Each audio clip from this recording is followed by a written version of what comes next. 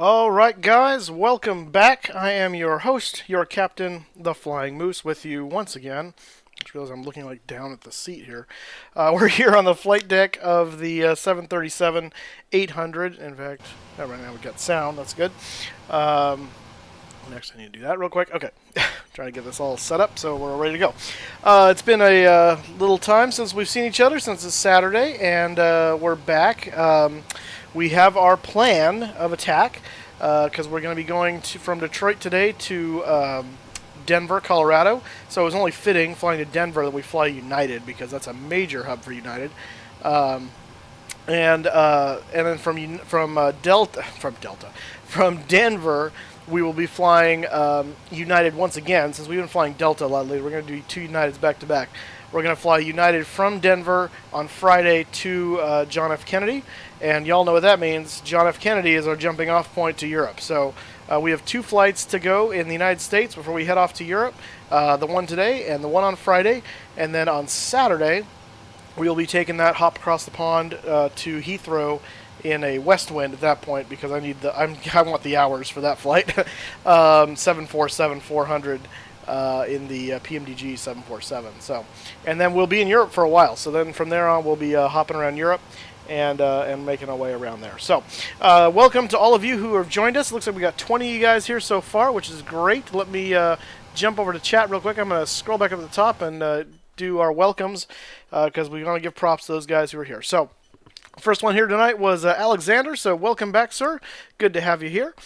Let's see, who else we got? We got King Poet is here. Of course, the NightBot is here. Don't piss off the NightBot, guys. Come on now. King Poet's here. Welcome aboard. Let's see. King Poet and Alexander were here for a little while talking. Then Nathan Graham, we got you here. Hello, sir. Kramer's here. Good to see you, man. Let's see here. Who else we got? Jim is here. Says, bro. Good to have you. Tom Kent is here. Let's see. Farmer Boy 777 is kind of in and out, looks like. Tony Santos is here. Brennan23, welcome aboard. FIFA 17 Kid, hello. The Flight Fantastic, welcome to the stream. Blackhawk Gaming, good to have you. Let's see, who else we got here? Anyone else? Flyer 116 is here, welcome aboard. Farming Fever is here, good to have you. Let's see here. Yeah, missing anybody? Keep moving on down. Traincom's here. Hello. Right. The Attackster 456. That's a great name. Hello, sir. How you doing? Obey is here. Good to have you, man. Armored Gaming is here. Well, he isn't a moose, and his profile is a moose. So many things wrong. Armored Gaming, it's just part of the fun here. Yeah, my profile picture is not a moose. It's a picture of Sam Eagle from the Muppets, because I think it's awesome.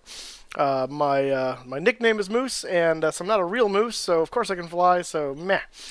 Yeah, let's see. Yeah, new name, Urgent, Flight Fantastic. Yeah, that's up to you, buddy. I'm bad enough coming up with my own name, so have fun with that. Steel Smith, hello. Good to have you. Let's see. Yes, thank you, King Poet, for pointing out that I do not like being called Daddy. I appreciate that very much. Let's see. Keep moving on down. Hopefully I haven't missed anybody yet. Whoops. Tyson Harris. Hey, how's it going, man? And I think that brings us up to now. Okay, good. Wonderful. So, I didn't have a chance to read everything. I just kind of, as stuff caught my eye. So, if you wanted to talk to me, now would be the time to try to do that. Well, actually, not so much, because we're going to do a walk around and we're going to do a pre-flight. We're going to be busy right now. Once we get in the cruise, that's the time for chatting, at least with me. You can chat with each other all you want. Don't let me stop you.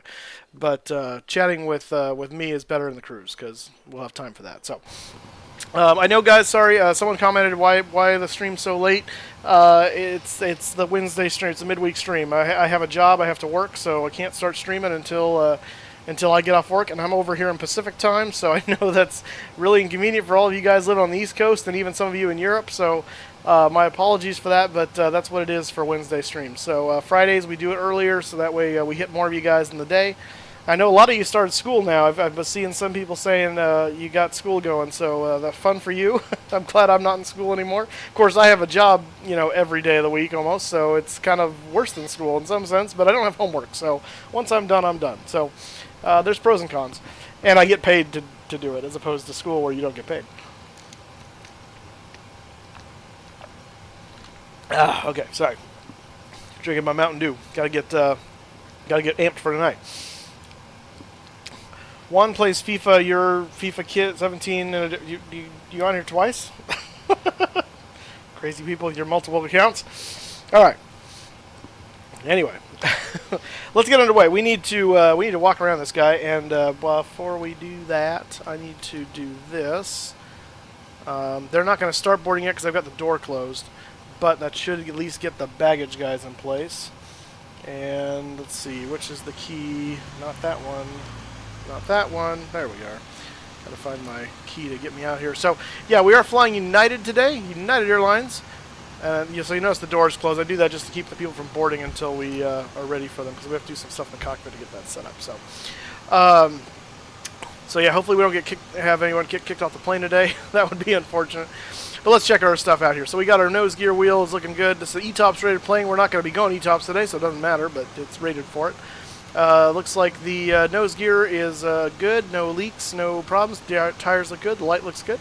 Pitot covers are on, so we'll make sure the ground crew takes those off. And nose cone, radome look good. We are on ground power at the moment. Clearly supplied by United right there, which is nice. Star Alliance is what United belongs to. So coming here, checking the side of the fuselage. I've never been a fan of the new paint scheme for United, the post-merger, I just have to say. I really loved I'm a fan of the tulip paint scheme. I've always liked United's paint schemes, but this really just is Continental with United slapped on the side of it. It really seems like United got the short end of that stick as far as the livery goes. I'm not sure what the issue with that was. But anyway, hopefully at some point that'll change. We'll see. Who knows? But I really liked the blue, the gray one was nice too, but the blue, the white with the blue bottom tulip scheme, that was my favorite. All right. Enough about United nostalgia. Let's see. Landing lights, wing route, all look good. Engine right here looks good. We got fan blades all set there, no problems. Come around here, check the side of the engine, and we'll check the leading edge of the wing. Nav light there is good. Winglet looks good. No leaks, no problems. Flight surfaces are all up and as expected. The rear of the engine exhaust looks good and clear. We've got nice tires on the right mains, shiny cylinder, no hydraulic leaks. And let's see, we keep coming around. Guys just standing at attention waiting. What a good worker. Alright, let's see. Tail section of the aircraft looks good. The horizontal and vertical stabilizers all are looking in good shape. We've got APU, which is not running at the moment, but the exhaust port is clear for that, all set and ready to go. And here comes the baggage for the passengers, so they can get that loading up here. And other side of the fuselage is looking wonderful. Yeah, backup beepers. Alright, this tire looks good, brakes look good, hydraulic leaks are non-existent. Exhaust on engine number 1 looks clear. Flight surfaces on the left wing all look good. Winglet looks good. Trailing edge light there. Nav light there looks good. Leading edge of the wing all looks okay. And we're going to squeeze between the air cart here and the engine and check out the fan blades on number 1, and they all look good. Landing lights and wing root look good there. And we'll try not to walk into the air cart. And static ports over here on this side look good as well. So we got a good ship today. So we should be good. Should be in good straits. All right. So yeah, you can use NightBot like as a reminder, just to check on our route, to check on a number of things, I guess, if you want to, and see where we're going. Find out where I live, which is a fun thing to do. So let's get the passengers boarding the aircraft. So to do that, we need to test a few things. First of all, we're going to test our leading edge devices. I'm going to get the IRSs aligning. I'm going to turn the yaw damper to on. These are all on both. I'm going to test the fuel crossfeed valve, just verify that it does open and in transit and stationary. Good, closed. So we got good there. Fuel pumps are all off, as they should be.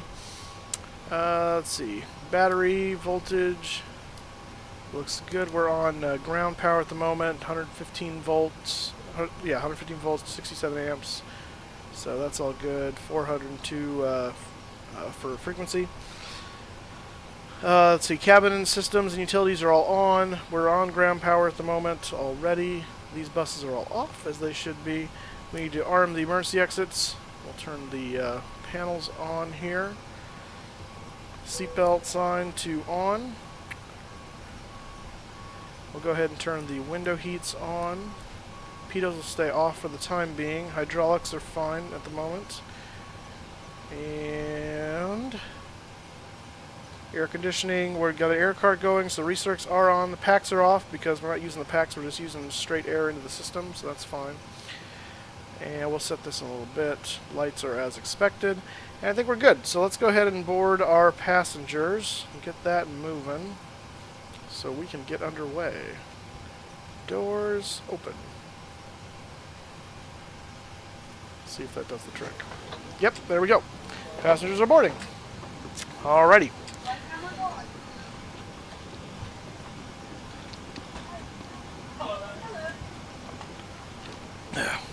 Yeah, I don't care if United doesn't use the NG 737s anymore. I find it hard to believe they don't have any anymore at this point. It usually takes them a while to phase those out, so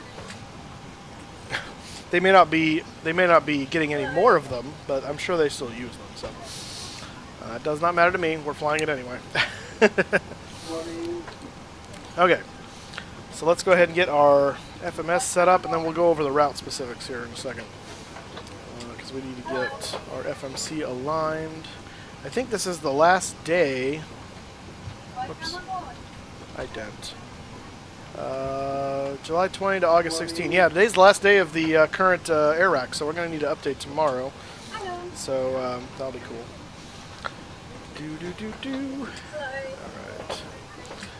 Alright. Positions. Where am I? Go there. Yeah, hi yourself. Okay. Put that in there. Boom. Fires that up. KDTW. Alright. And we're going from DTW to KDEN. Flight number today is UAL 311. Alright. And now, let's look at our flight planning information. So I'm going to bring up SimBrief here so you guys can see it. We'll slide this on over here. Alright, so this is our route today. We're Flight 311, Detroit to Denver. Alternate airport is Colorado Springs. Flight level 340 today. Fuel is 24,404 pounds. Airtime is about 2.5 hours in the air. So we're going to be flying a little bit today. Zero fuel weight's 133,700. We are full today. Well, essentially, I think we got 2 empty seats maybe. We're taking 160 people today, so we are a full flight. So someone might get kicked off the flight. Who knows? Let's see. Reserves today 3.7 looks like. I'll make a note of that for myself, so I can come back to that later. And the map wasn't showing up for me earlier. Let's see if it does now. Here we go. So here's our route. Roughly speaking, from Detroit, we're going to come over the bottom of Lake Michigan over to Chicago here. Well, tell me what that is now. And I'm flying over here and into Denver. Colorado Springs is down there just south. So we do have some weather en route, which we got here. This is some isolated cumulonimbus and occasional cumulonimbus. So we do have some weather we're going to be flying through, basically from Lake Michigan to the end of what is probably, what is that, the end of Iowa there, halfway through Nebraska maybe, something like that. So so we'll be watching the weather radar for that. That will be good to know. Winds are going to be against us for the most part because we're flying west. That's pretty typical. And we'll be landing roughly a mile up in the air because Denver's known as Mile High. So now you want me to get Snapchat? No. I draw a line. Instagram is hard enough to use. Let me tell you, I cannot figure out how to post anything on Instagram from my computer. I have to do it from my phone, which I don't have the images that I make on my phone without emailing them to myself. So anyway, it's a pain. So, Baxter Cat, good to see you, man. Welcome aboard. But I don't think I'll be getting Snapchat. Don't count on it. I'm a progressive moose, but I've got limits. So all that to say. Route today is the Palace 1 departure. We'll see if that actually is going to be our departure. I'm going to check that in a second, just make sure I do this quickly. To Dunks, J70, PMM, J94, to DBQ, J84, OBH, and then the Wahoo 2. Wahoo. The Wahoo 2. Alright. Anyway. So, what are we typing 1 for? You're going to piss off the NightBot. Careful, 1. Gonna piss off the NightBot. Okay. One plays FIFA. What are you doing? Type 1 if you want to hear an offensive joke. Please don't do offensive jokes on my stream. Okay. We've got enough problems in this country with all the racist crap going on in Charlottesville. Anyway, don't get me started on that. Do not get me started on that. Let's see. Let's go over here to Navigraph, and we'll take a look at the chart for KDTW. First of all, we're going to be taking off on... We're planning anyway to take off once it loads. Loading, loading, loading. Get that chart loading. Loading, loading, loading. Navigraph. Maybe? There we go. Man. Okay. So we are... No. Where's the zoom? Zoom? Okay. We are going to be taking off runway 4 right is the plan because the wind is basically from 120 at like 4 or 5 knots. And since we discovered, according to Tim, they don't use the horizontal runways here because it cuts off these guys, we will take the wind correction from this runway. So 4 right's going to be our plan. We are currently sitting over... Where are we at? I believe we are over here. So we'll probably be taking Kilo all the way down to runway 4. So we'll see. That's the plan, though. So let's look at our SID for that, which was Palace 1. When that loads...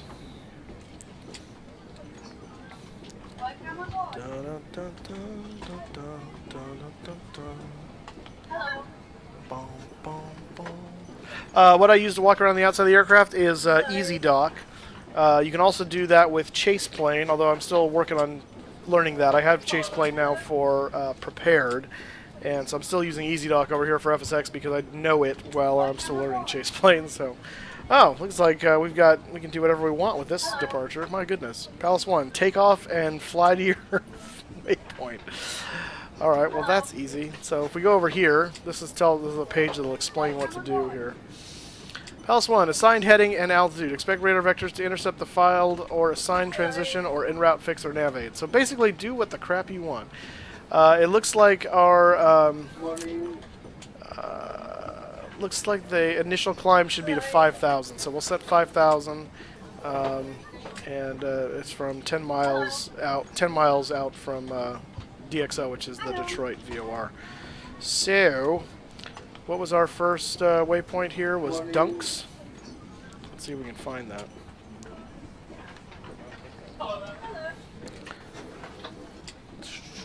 Yeah, honestly, with regard to the face cam, so let me update you here on where we stand real quick with technology. So what I'm discovering is OBS, which makes sense, but OBS, which is the streaming software, takes quite a toll on the computer. And FSX, of course, takes a toll on the computer. What do you call them? The Chrome windows that have to be open to do this take a toll on the computer. So all this stuff is wearing the computer down. It's a very powerful computer, but it's being slowed down by all this stuff. And so I kind of shudder to add more to it. My plan is, here's the long-term plan, is I want to upgrade the machine I have now to be even more powerful, which is great. At the same time, I'm going to take those components and use them to basically part over into a new machine that I will use as the streaming computer. So that computer can run OBS and the webcam and all that stuff. And the flight sim computer can just run flight sim. So that'll help that better. But that requires me, 1, the money to upgrade the computer. 2, the money to get the capture card that I need to go to the streaming computer. And then it's also going to require a small soundboard to deal with all the sound inputs because they're going to be coming from different directions and go into one computer. So there's some investment involved that I need to do. So I may attempt to get the face cam before that happens and see, but if it ends up making things problematic, it will go away until all the other stuff happens. So I don't know. Short answer is I don't know, but that's kind of where my thinking is. So yeah, exactly. So you need to donate, so I have money to do all that. So, but yeah, then, yeah. Anyway, okay, so let's look at this here. Let me see if I can find... Oh, there's Dunks right there. So we're going to be taking off right here and going up. Here's that 5,000 DXO, and then we'll just swing around here and head to Dunks. And this is kind of interesting, these like odd lines around here, but whatever. And altitude is 5,000 cross DX10 at above 5,000. Okay, so we want to cross 10 miles from DXO, which is this line here, at or above 5,000 for noise abatement. So now we know. So yeah, anyway. Restock my Icebox Mountain Dew. Oh, nice, Grape One. Thank you for that. It's going to be a little while before we go to Atlanta again because we're getting ready to go to John F. Kennedy after this flight, and then we're going to Europe for a while, so it will be a little bit. So that's just, it is what it is. Okay. So that's the plan for departure. Very simple departure. Let's go ahead and look at the arrival real quick in Denver. And just make sure everything's up to snuff there.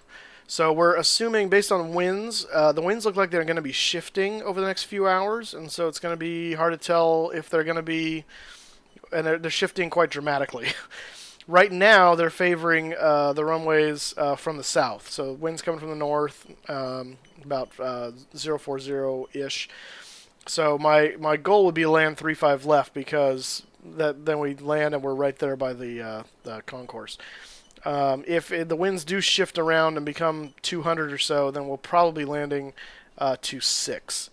And if that is the case, then obviously we just dump down here. So it'll be one of those two. But we're kind of aiming. We did the flight planning based on 35 left, and so that's fine. But we're taking the WAU star, which is just fun to say, which is where? Good question. Okay. Where are you? Oh, there you are. I love when they combine them because that's hard to find them. And I didn't mean to rhyme that, but I did. Tim may be flying to Dublin. I know that was the next place he was going, but I don't know when. So yeah, so we'll see. Yeah, I haven't looked at my gate yet, so we'll deal with that in a moment. Does anyone know where United parks generally in Denver? If you want to look that up while I'm doing this, then we can try and make that plan that accordingly in Flight Simulator. So yeah, at what young age can you start flying? In this country, it's kind of like driver's license. You can start doing flight lessons before you're 16, but I think you can't get the pilot license itself until you're at least 16. I think that may have changed. It's been a while since I looked into it, but so yeah. Channel, but yet he has more than 150. Yeah, well, the NightBot's the NightBot. What do you want? Terminal B. Okay, thank you. That will help us. We'll figure that out. Yeah, well, in Alaska is a whole different notion too. You might be able to get it younger than 16 in the lower 48 too. I don't know. Like I said, it's been a while since I looked into it. Okay, so this was the, let's see, WAU. Which one of these is WAU? This is going over here. That doesn't seem helpful to me. That does not. It looks like it seems more like Coho 3 would be the appropriate star. Because WAU would take us over here. That'd be great if the wind was coming from the south, which it's not going to be, based on what I can tell. So yeah, that seems dumb. So I'm thinking not WAU anymore. I think we're going to change this. So we're coming in, and we're going to come to Sage, and then I think we're going to take the Coho 3, which will bring us down parallel, basically downwind, to Bark, woof woof, and then it's vectors to final. So we just spin around and come into runway 35. And if not, if we end up coming down to runway 26, this takes us in the same direction too. Although we'd probably just it'd probably come down here in vectors around to like so. Anywho, but we'll figure that out when the time comes. Let's look at 3.5 right. Just check out what our final approach fix is for that. All right, Alexander, we'll see you in a little bit. This website here is a Navigraph. It does require a subscription, so it's not free. It's like $8 or $9 a month. You can do it on a... to use the Charts Cloud, I think you have to do the subscription. I don't know. But you can do the nav data updates for your flight sim with it, just as a one-time thing if you want, or a quarterly thing. I chose to just do the monthly thing. It's easier for me because I like to keep it up. But yeah, so here's our final. So yeah, so we can come from either direction really and slide on into. Oh, that's 3.4 right. I'm at 3.4 left. 3.5 left rather. Helps to flight fantastic. Bonnie. Oh, you're Bonnie. Okay.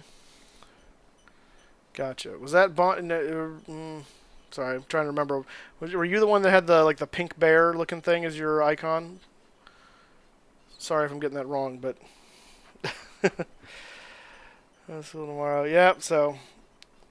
Yeah, I understand that one. So yeah, go get your beauty sleep. School's important. Don't neglect school.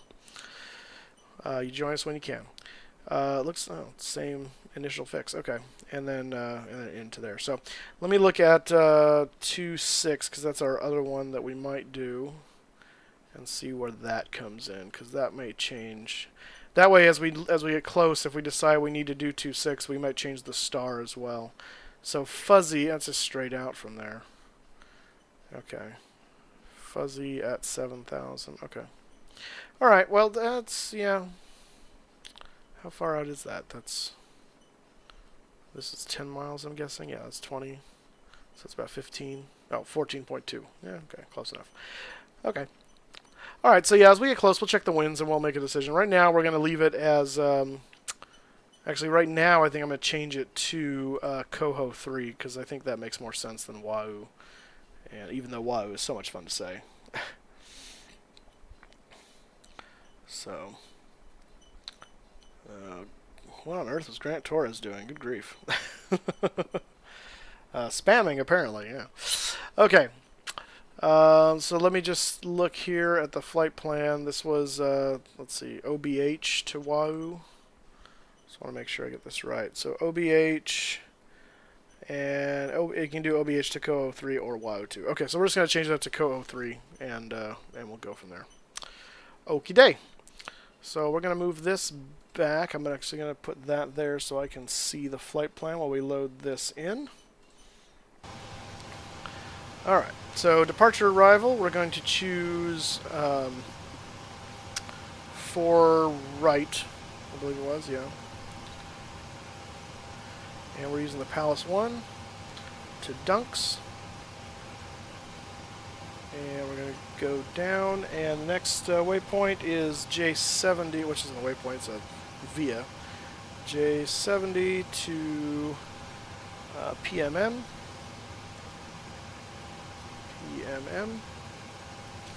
And then we got J94. 94 to DBQ. And J84. 84 to OBH. OBH. Alright. And then we're going to do the arrival is going to be now the Coho 3 OBH transition. And we're looking for runway 35 left. And boss would be the transition there. Okay. And let's just make sure that looks okay. We'll activate that. Boom. And over here to preferred it. Okay. So our zero fuel weight, which I already have set up in the thing, so I'm just going to do that. 3.7 was our reserve. Cost index is 80. Cruising altitude is 340. Execute that. And N1, we are full today, so I'm not going to derate. So we're going to leave that alone. Takeoff, be flaps 5. Center of gravity there. Trim 4.94. And V1, V2, V3. 143, 145, and 153 for our things. We're dry runway today. And I think I tried doing this and it didn't let me do the winds correctly. So once we get the winds, I'll come back here and put that in and make sure it's all correct. But for now, I think we're going to call that good. Okay. Alright, we are going to Denver, guys.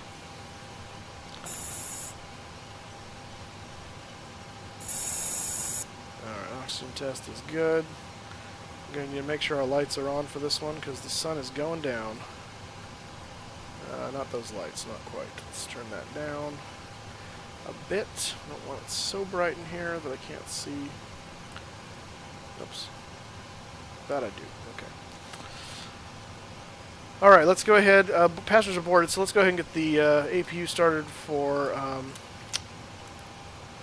engine start here. We need to test a few things here. Over speeds, stick shakers. Alright, oxygen looks good. And let's see, 153, so let's put that in the box here. That's going to be 167 for V2 plus 15. Heading is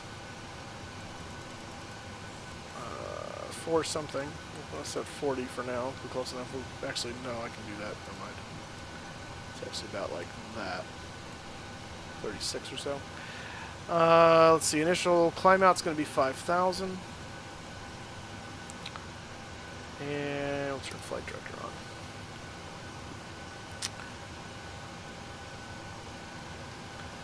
Not sure what that's doing. I forget where the... that is GPWS. Where's the test for it, though?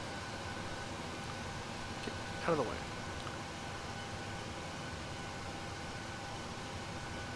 That is system test. Okay. Maybe it'll run. There it goes. Pull up. Wind shear. All right, Grade 1. Good to see you, man. Catch you later. Terrain. Pull up. That was it? All right. Oh.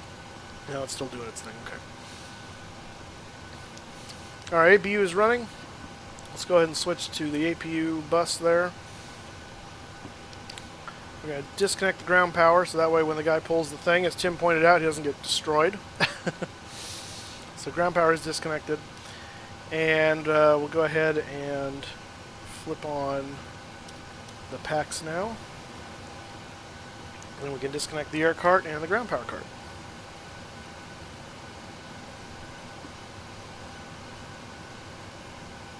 Move the pitot covers. Parking brake's now set, so we can move the wheel chocks as well. Santiago, how's it going, man? Good to see you. Alright. And now, let's get this pulled up here. Oops. Get my checklist to make sure we're not skipping anything I don't want to skip.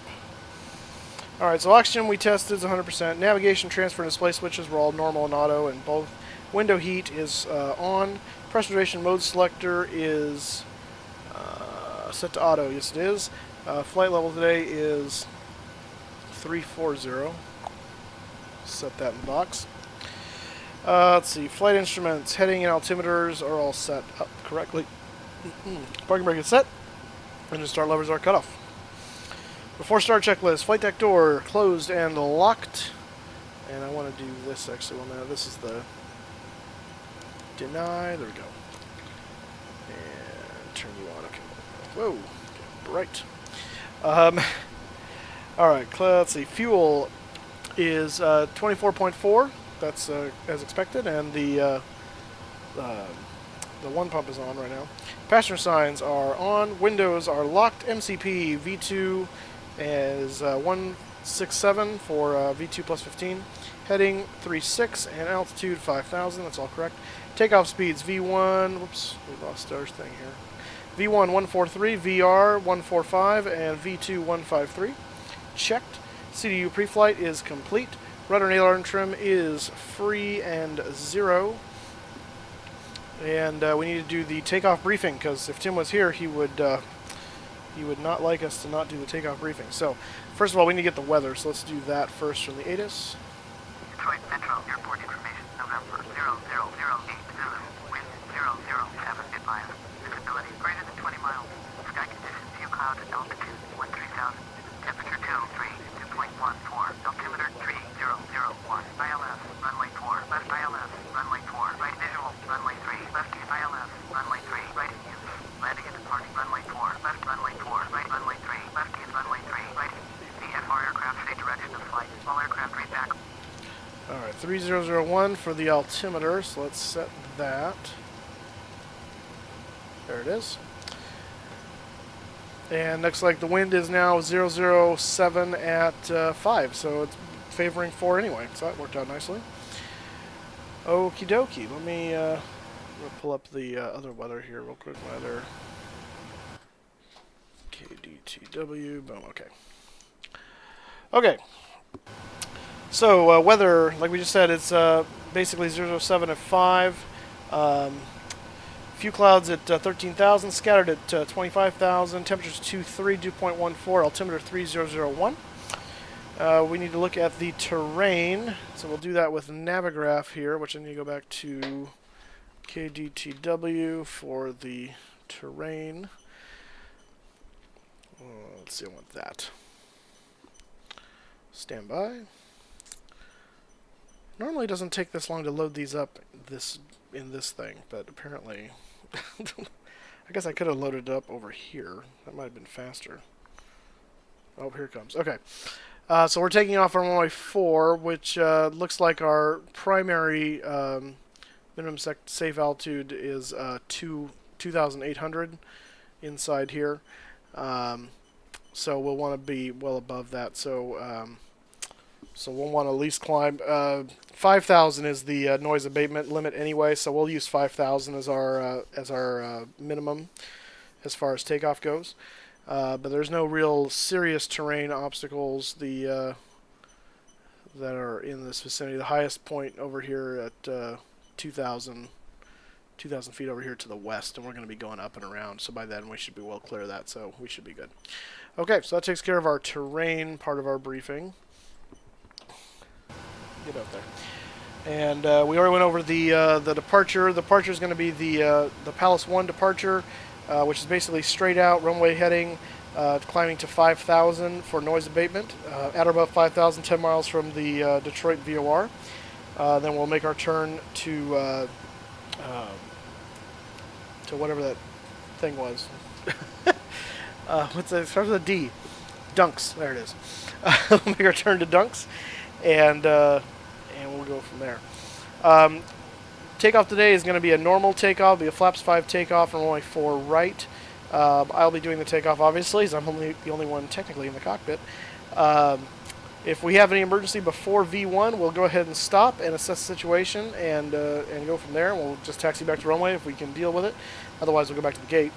If we do have an engine issue or something serious after V1, we'll obviously continue. We will climb out at V2 plus 15 to 5,000 and then circle back toward the airport as we assess the situation. So if we can continue on, we will continue on. If we can't, once we reach that 10 mile out, we'll just turn back. If it's serious enough, obviously, we'll turn back right away. But that will be the plan for that. It'll be flaps 5, like I said. Packs will be on. There's no anti-ice needed today, and so that'll just be normal takeoff. All right. Any questions? None? Wonderful. All right. I think we are now ready, so that completes the... Whoops. Go back. That completes the taxi and takeoff briefing. The anti-collision light needs to come on, and we will call for one. We need to get the doors closed first, though, because all the doors are... In fact, I went through that, and I said they were closed, didn't I? Shilly me, shilly me. Alright, close the door. Close the cargo doors. There we go.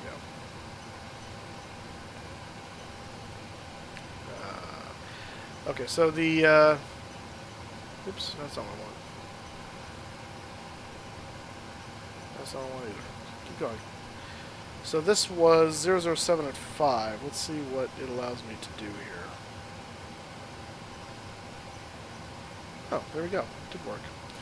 Takeoff speed's deleted. Takeoff. They are the same though, so we're good. Okay. All right. Good. Now it just makes the computer that much more accurate. All right, let's get Juan over here and let's get ready to go. We're going to be going down to the south end over there. I believe we're facing 115. Yes. So request pushback.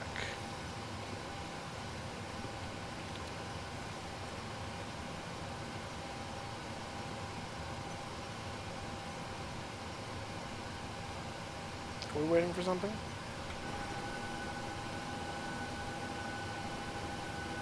You gonna... What's going on here? Passengers boarded, baggage loading in progress. No, it's not! Baggage is done. You're all backed off. Don't give me that crap. Oh, good grief. Okay, well, there's one way to skin a cat.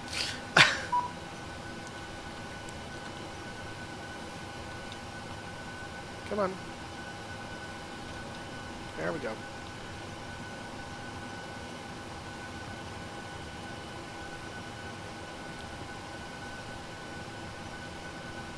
Aha!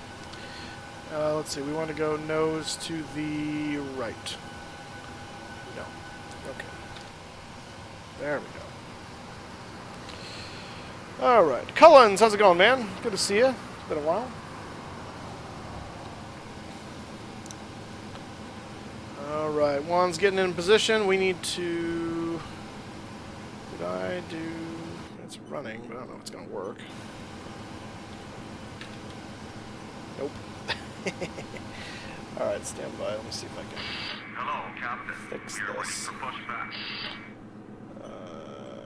That's annoying. Okay, stand by. We gotta do a little magic. There we go. Simulate full screen here. Alright guys, hit that. Oh, there we go. First subscription of the day. FredBear88. Thank you for subscribing, sir. Welcome aboard. And I was just about to say, hit that subscribe button, hit that like button. Let's get those likes up. Departure check completed. Flight has been inserted. Release parking brakes. Oh, that's good. Okay. Parking brakes, release. Commencing push. All engines clear. Start that wheel. Here we go. Time off. 16 after. Per Emil, welcome to the stream, sir. Thank you for subscribing. Welcome aboard. Don't forget, guys, you can subscribe. You can hit that like button. And the third and final way you can support me is by donating if you wish. So if you have the means and have the desire, you can donate. Information on that is down in the description of the video. Also, you can hit that super chat button and do a super chat. That will also donate in that way too through YouTube. So either way it works. And yeah. Can you use a circus? I don't know what that means. Nicholas Harper, thank you for subscribing. Welcome aboard, sir. One, place FIFA. Stop flight, fantastic. What? Please respond to what? Yeah, oh, it helped to start the engine. I'm just sitting here watching us push back. Okay. Let's see. Packs are going to go off. I want those bleeds to come off while we're starting. And ground start number 2. Started watching chat, not paying attention. That was dumb. Christopher Janku, thank you for subscribing. Welcome aboard. Alright, spooling up nicely on N2.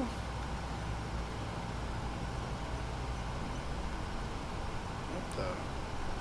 Oh, because we're facing the other way, that's why. And fuel on.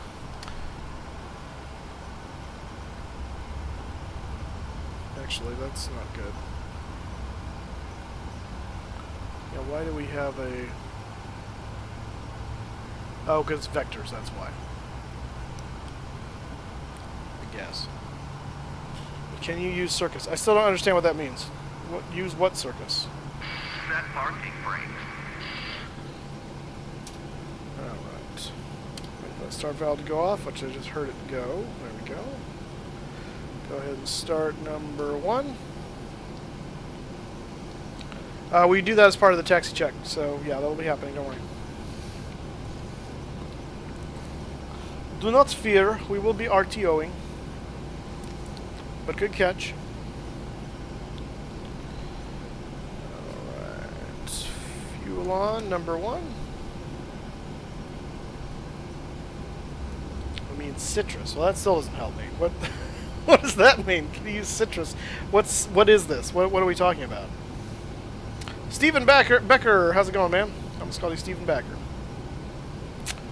Well, on the pushback driver, I'll see you in Denver too. Sub, no name showing. Yeah, if you guys sub and your name doesn't show, 1, it could just be delayed, which it is a delay. But 2, it could also be that you have your sub set to private. If you have your sub set to private, unfortunately, it will not show up. So, yeah. I do not throw passengers outside the plane, no. Oh, NightBot. Okay. So he's... There goes 1. That was a good pushback today. Well done, sir. Well done. Alright.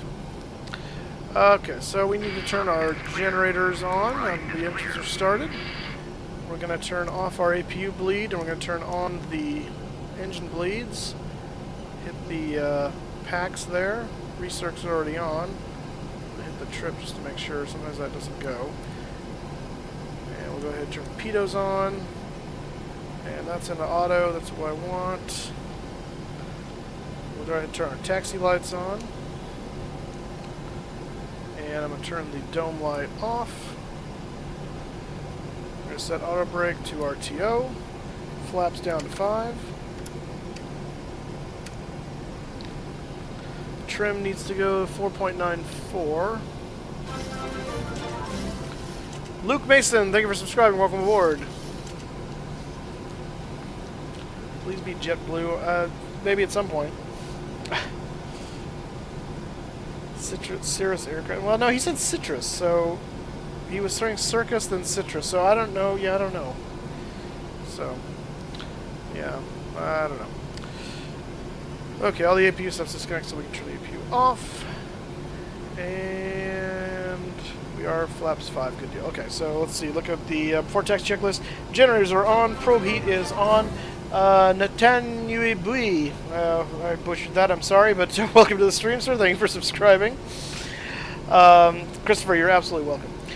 Probe heat is on. Anti-ice is not required. Isolation valve is set to auto. Engine start switches to continuous. Recall. No lights. Auto brake, RTO, checked. Engine start levers are idle detent. Flight controls. Well, we don't have the ability to see them in this setup, and I tried finding it where I can change that, so I'm just going to see if I feel resistance. And we're going to hope for the best. But we'll move the flight controls to defer range of motion, make sure we don't have any issues. Actually, we got to do this because it's going to disengage the parking brake on me for that one. Or not, which is good. Fantastic. Yay. Alright, so flight controls are checked. Ground equipment is clear. We are ready for taxi. I'm going to bring up the taxi map here so I can see where I am going. That will be good. KDTW, boom. I believe we're basically just taking kilo, but I like to see the map, so boom, boom. I believe we are up there, so we're going to come around. So here we go. Parking brake off. Under our own power, we are moving. Yes, I do have real-world flight experience. It's been a while. Let me just preface that. So I have flown real airplanes. Cessna 172 actually is what I was flying. I did flight training lessons out of the airport when I was out of high school. I'm 34 now, so you can understand the time delay between now and when I actually was flying. Never did get the license because I ran out of money before I completed it. I did get close though. I did my solo cross countries. around different parts of California, which was so much fun, I gotta say, and did that. But yeah, so someday I probably will go back and finish that and get that license, but it's a very expensive hobby. So, Encrypted, how's it going, man? Good to see you. Good to see you. Revealing your name. Yeah, I've actually revealed my name before. My real name is Mike, so it's not too far from that. Yes, I did take the lessons at Fresno Yosemite International Airport, otherwise known as KFAT, as is a wonderful, wonderful name for an airport. Did it through the Cessna flight school that was there, just north of the tower. Well, a little ways north of the tower, but actually right next to the fuel tanks, actually, for the airport. All right. You're going where, King Poet? You're going to Fresno?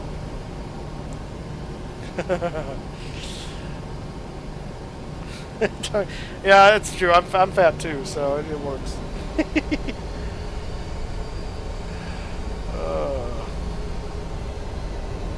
Yeah, Mike's a pretty popular name, so.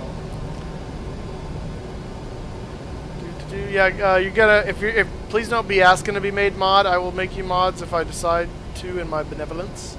But generally speaking, I don't just make everybody a moderator. So, asking to be a moderator will not make you a moderator. Let's just put it that way.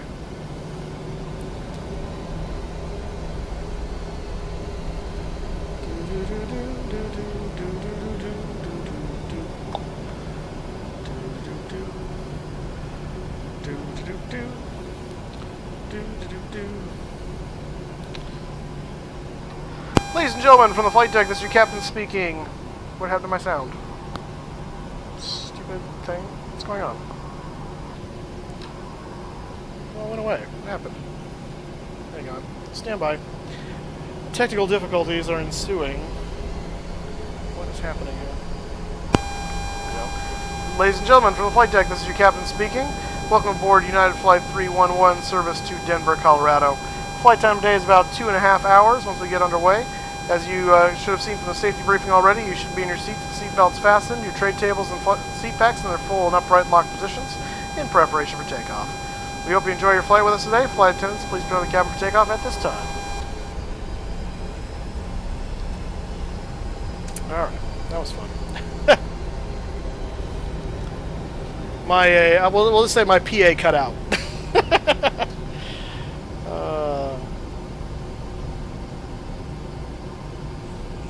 9,000. That's awesome. That's funny.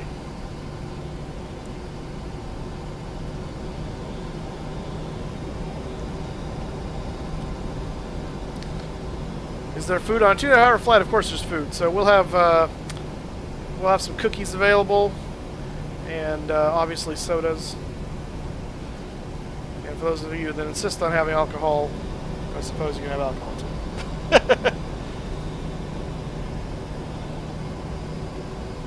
Yeah, Encrypted. I think you're right. We do. Not sure when though. Friday.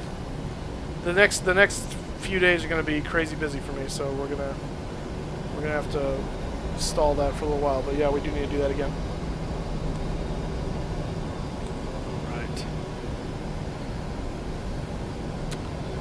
Get our TCAS tested here and put in an imaginary squawk code to use.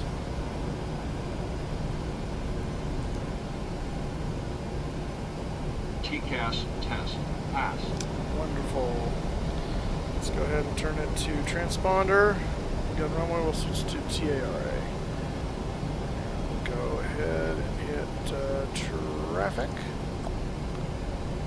And I'm going to check the legs here because I'm a little concerned about some here. Vectors, DX. Okay, so yeah. Just want to make sure that's correct. Yeah, okay. That's fine.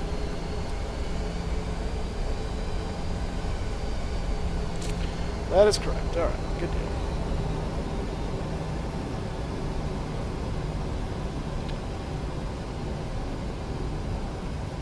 Yeah, we had a AWACS 707. It's not 707. It's the military version, but it's the airframe's a 707. But we had an AWACS here yesterday. Took off from Fresno, flew right over the church. It was a very distinctive sound. It was pretty cool. What plane do I want to fly in real life? Well, realistically speaking, I'd be fine with just like a Cessna. But if I had a choice to fly anything in real life, it would be a 747 because I think that's just the coolest thing in the world. So, in Mod Plus class, that's good. I like it.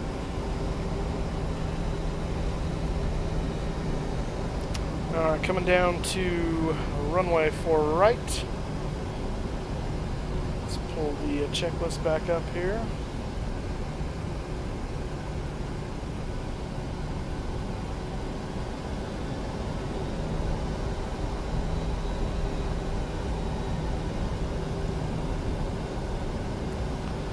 Da, da, da, da.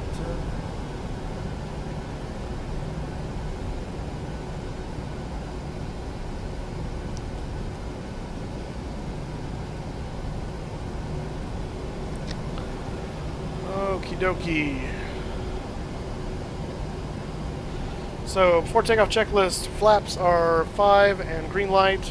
Stabilizer trim is 4.97 and it is set. And we'll go ahead and turn on our TCAS at this point.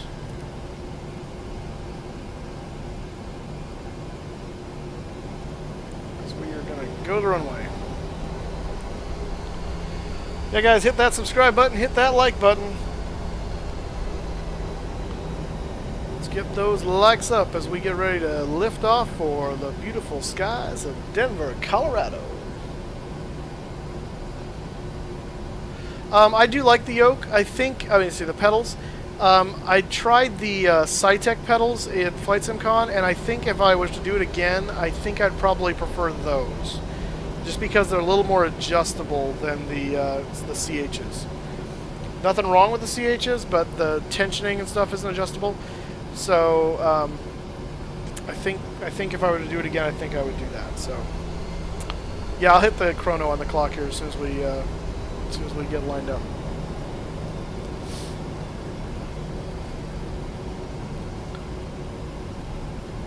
All right, landing lights on.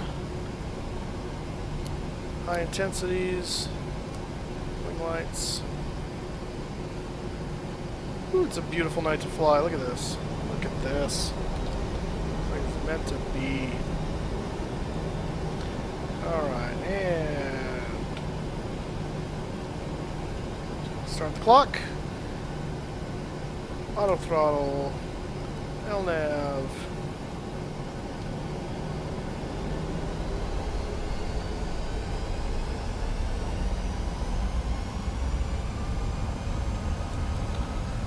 And toga.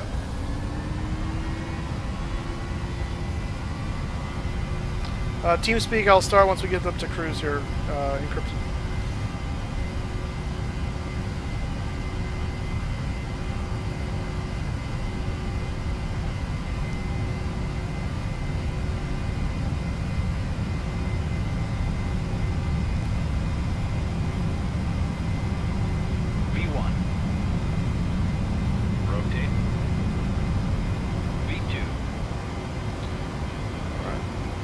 Positive rate, gear up.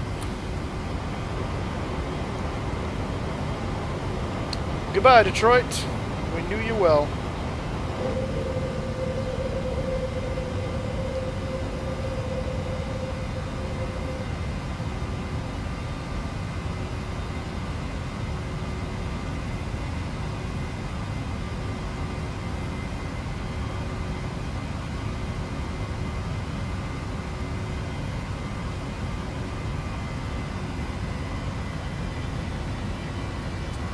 Just to climb power here.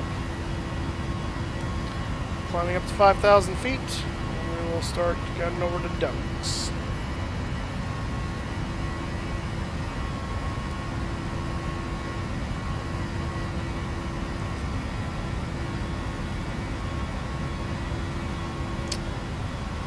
Beautiful out here today. Man. Absolutely gorgeous.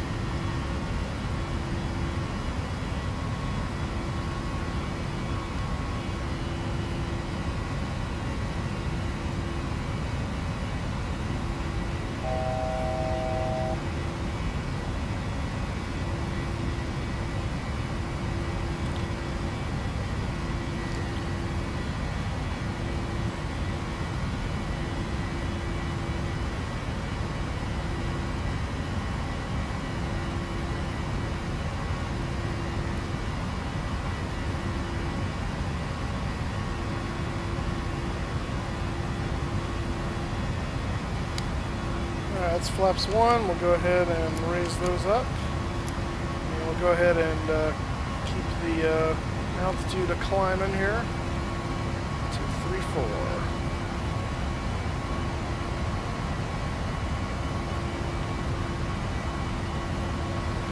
We're going to start our turn over. We're going to dunce that.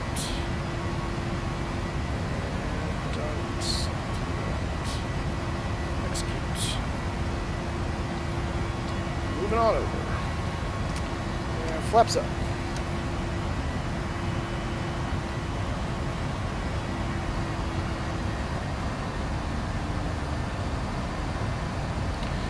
No, CH yoke I like. The only thing I would change to if I was getting a different yoke would be something of the really more expensive variety.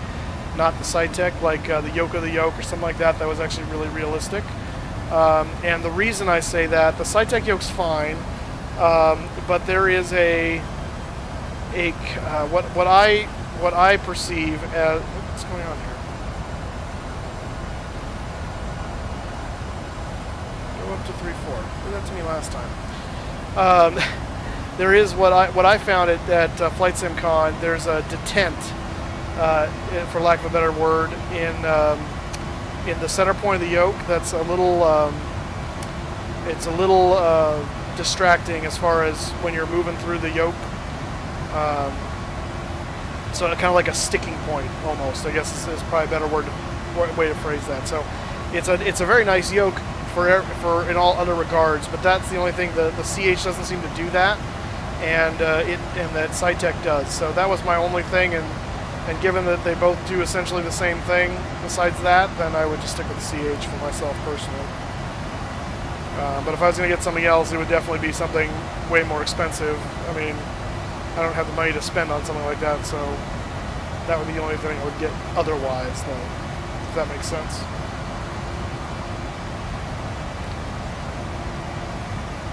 Speed got a little bit away from us there.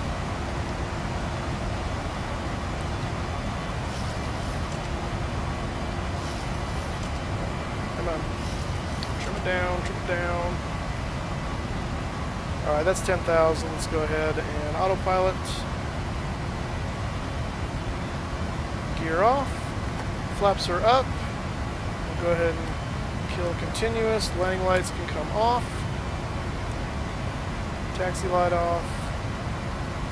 That's all good to go. And RTO can go to off.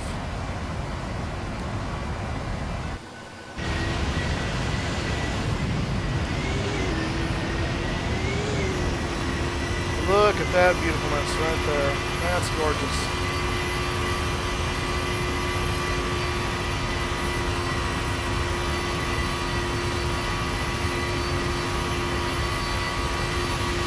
BEA, beautiful. Leaving Detroit. 7-3.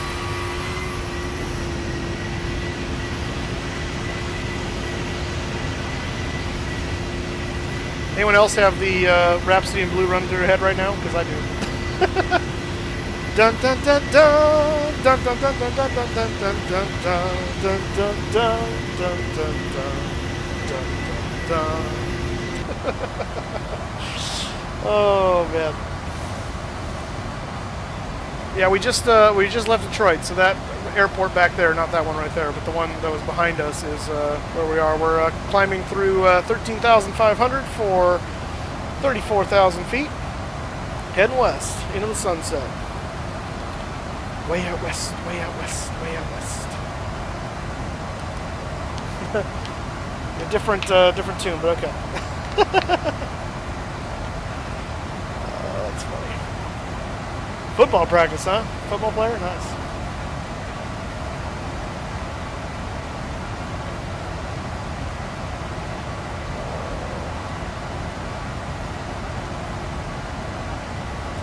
Modded son, yeah, it's that's Rex.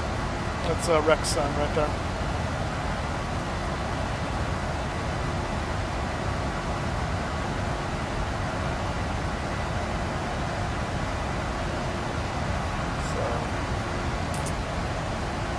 Yes, Tim. Actually, that was just the weather radar is on. I didn't hit the thing. There we go. Good point. And welcome to the stream, Tim. I didn't notice you were here. Have you been here already before earlier and said something I didn't see you? So if I did, sorry.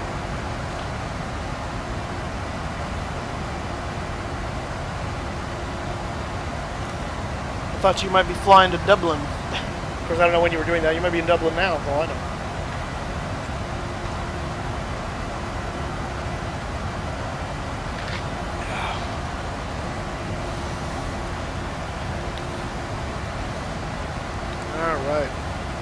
Denver, here we come.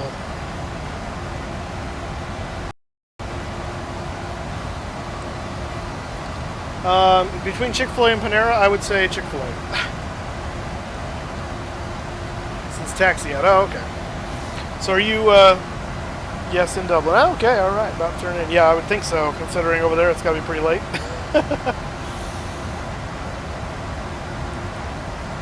Thank you, Raptor. Yes, we did. We did not get mugged or broken into. So, although my neighbor's car got broken into last night here in Fresno, I saw that go down as I was going to bed. I had to chase him away. That was fun. I could not tell you what my settings are in Rex 4 texture because I haven't touched them in a long time. So it's not out of not wanting to tell you. It's out of literally not knowing what they are. I'd have to go back and check. So I'll look at that at some point. But yeah, I don't know right now.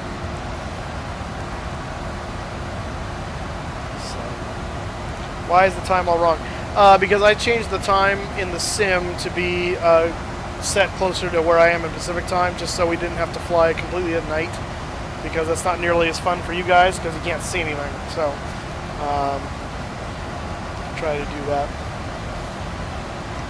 So, body time clocks, but yeah, I know. So, oh yeah, your body time. Spike the pill? The pill? Oh, that's funny. Fred Barry, gotta go. All right, see you, man. Yeah, I try to be a good neighbor. I don't want to see my my neighbors getting broken into. It's messed up. So.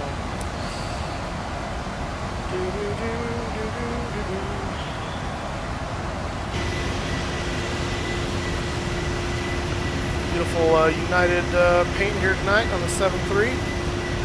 We'll be flying the plan is to fly the 757 to JFK from Denver on Friday.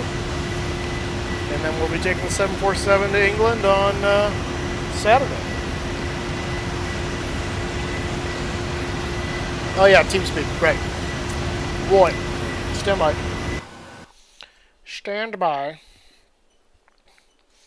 No, not now. Connect to that. Connect, boom. Connected. Connected, blah, blah, blah. And we want to go to live streaming. Let's go there. Switch to channel. Okay, I am now on TeamSpeak.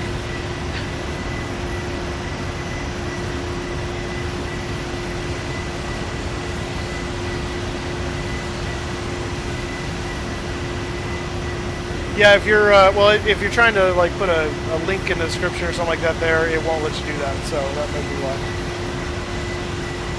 Sorry, Harry, I didn't see you there. I was trying to fly a plane, so I see you now. How you doing, Harry?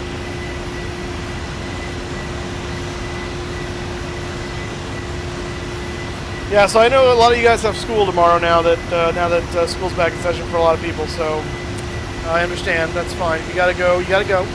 School's important. School comes first. Streaming comes second. I can stream late into the night because I don't have school. Because I graduated a long time ago. Not quite as long ago as Tim, but you know, hey. Sorry, Tim. Didn't mean to throw you under the bus age-wise, but What time Saturday? So I have to pick up some tables for an event we're doing on Sunday with a friend of mine in the morning at like 8:30. And so I would suspect we won't be streaming till at least 10 Pacific. That's 10 a.m. May not be till 11. I'm hoping to try and keep it as early as possible because it's going to be a long flight. So, but I don't know for sure. So I'm kind of thinking more along the lines of 10 to 11, somewhere in there. Yeah, I do not want to compare paychecks, no, Tim, because yours is going to dwarf mine. You work at an airline for a long time. I work at a church. So, no thank you. You win.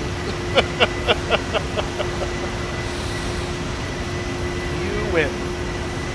How far to landing? We're about 2.5 hours in the air today. We just took off a little bit ago, so I'm going to estimate about 2 hours, 15 minutes or so till landing. That would be my guess. Greta, hello, how you doing? Wow, school starts late for you, man. How late into the summer do you guys go, Flyer?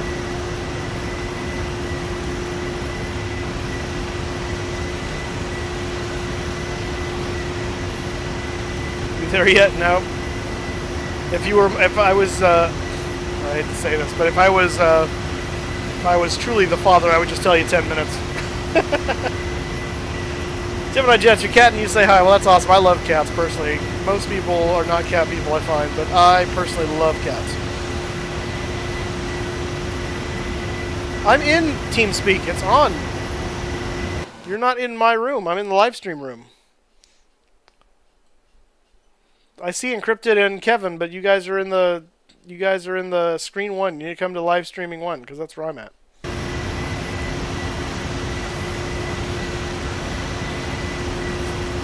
There you go.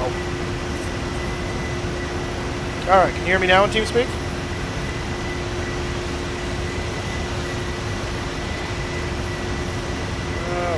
Alright, let's see. Hello. Maybe. Hello, can you hear me? Hey there, guy. Oh, I'm set as away. No wonder you can't So hear me. that's what happened. Alright, hang on, stand by. I don't know why I'm set to away. Why am I set to away? What's going on here? Hello? Welcome back. Oh, there we go. Okay. User Hey. joined your channel. There we go. Somehow I was set to away. I didn't see that happen. Okay. Squirt. I don't even want to know. Oh, God.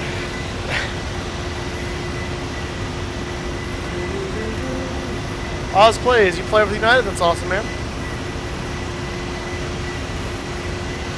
That's a winglet up close and personal.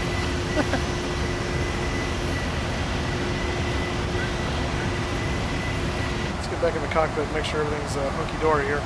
We need to go to standard. That'd be good.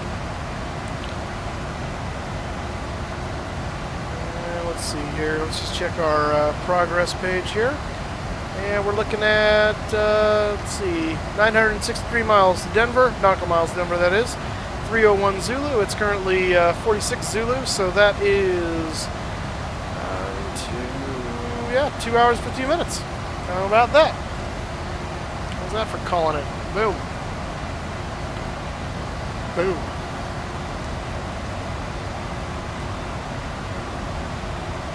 I do very much so recommend the PMDG 737. It is a fantastic aircraft. Sitting in B12. All right, man. That's awesome. 12B. You like the aisle seat, huh?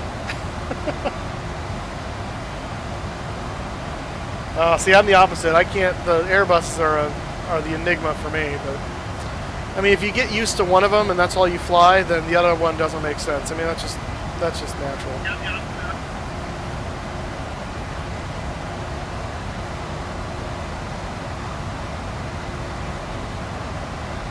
Andrew the Gamer Boy, hello. So guys, don't forget to hit that like button, hit that subscribe button. And of course, you can always donate. I will always take your money if you are so willing to give it. Since Tim pointed out that he makes way more than I do.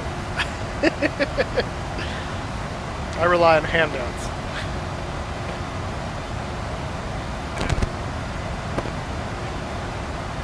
What's going on with someone's mic on TeamSpeak? It sounds like horrifying. That sounds probably for Kyle, honestly. Yeah, it's gotta be. I think it sounds like he's hitting his mic or something. No, mine's pushed to talk. I don't know what's going on. Yeah. Is there someone else in here besides you two? Could be me. Tim's on here. Oh, Captain Tim. And good evening, ladies and gentlemen. Why, hello. Yeah, I'm still trying to set up my game speed, so pardon the background. Yeah, that's fine. As long as I know what's going on, I'm fine with that. Yeah, I gotta find the push to talk on here. It's I use under. the TeamSpeak 3. Gotcha. Yeah, it's under options in the file menu. Let's see. Go to tools and then options down at the bottom. Yeah, I'm there now. I'm still trying to figure out.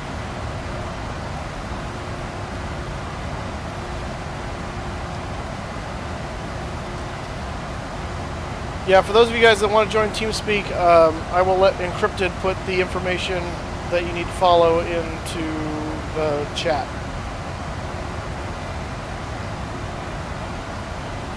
That being a little bit, I need to get to information.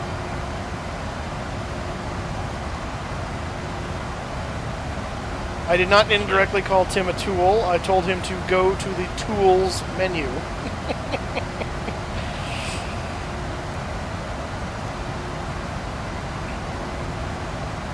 I would never call Tim a tool.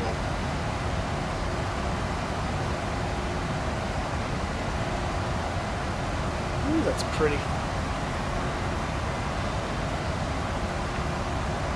Alright, passing, just about to pass 27,000 feet on the way up to 34,000 feet tonight. Tyson Harris, welcome back. Good to have you.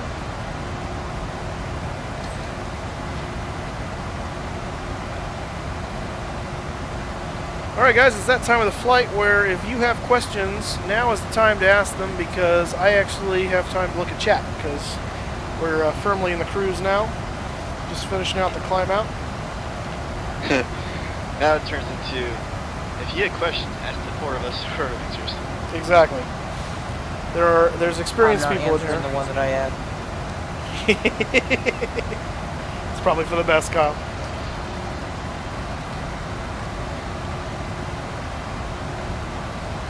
Where do babies come from? Yeah. From a stork. Mark II. Greta, yes. How's it going?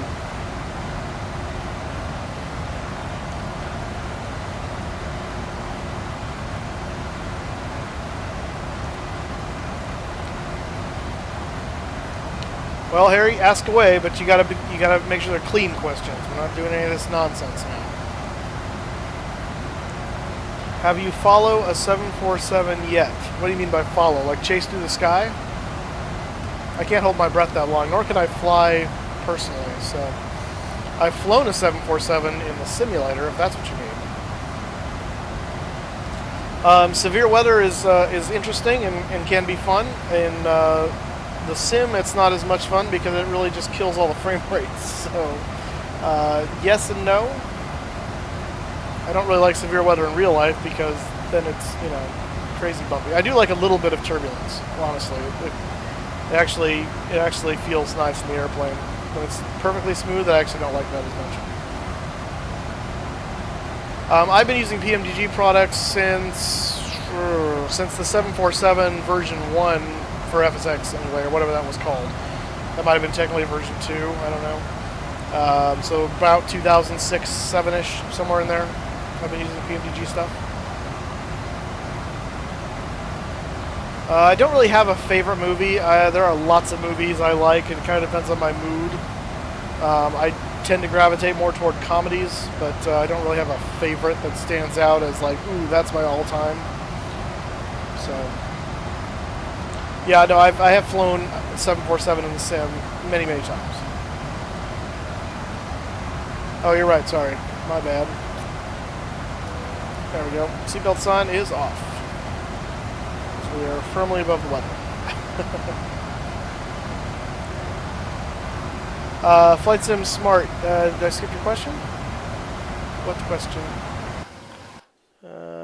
Moose, do you remember Bonnie? Because that's me. Yeah, no, I thought we went over this already.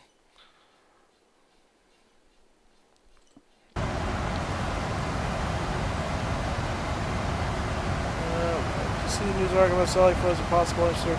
I did not see that news article. Is that just recently, I assume? The PA system that I did, this, you mean, that thing? That is not part of PMDG. It's not a mod either. It's something I created and put into OBS, which is the streaming software. So I just got clever, that's all. I do have Track IR. I have never used it. I actually won it. It's the old version of Track IR. But I won it at Flight Sim Con, but I haven't never set it up yet. So at some point we'll do that. My real name is Mike. I haven't used X-Plane 11 yet, so I don't really have any thoughts on it. It looks cool. I'm going to get it at some point, but I have not gotten it yet. Like I said, don't know. I just finally am making the jump to prepared, so I'm still trying to get that worked out and all the bugs, kinks worked out of that one. So.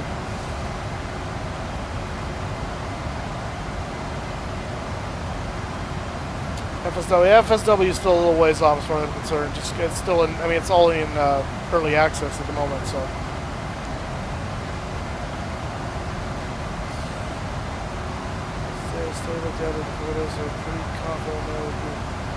So what is the general location they're thinking, Kyle?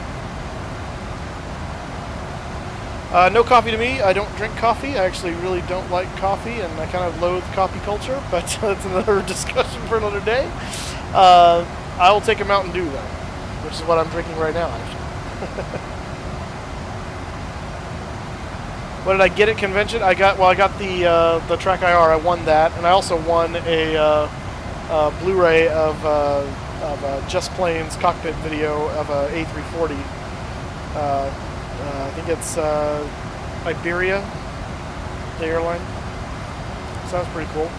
Didn't expect to get anything, so that was neat.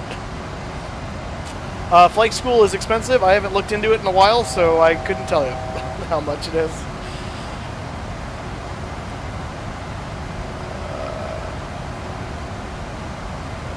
That's a question for Encrypted Pilot, so check with him on when the details for TeamSpeak are coming.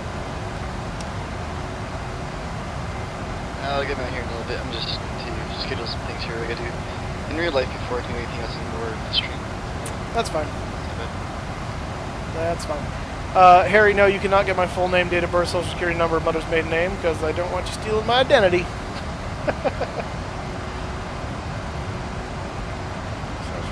February, what's the last week of June? Then we have 2 weeks out. Good. Oh, interesting. Oh, that's true, because winter for you is the opposite time, so yeah, that makes sense. Yeah, no tea either. For Mountain Dew. That's soda or water, or if it's in the morning, I'll take a nice ice cold glass of chocolate milk. Oh, don't get me started with the conspiracy theories on MH370. Same people think the World Trade Centers were brought down by CIA and that the government's spraying us all with chemtrails. Don't get me started. All right, Gemini Jets, thanks for joining us when you could. Have fun at school tomorrow.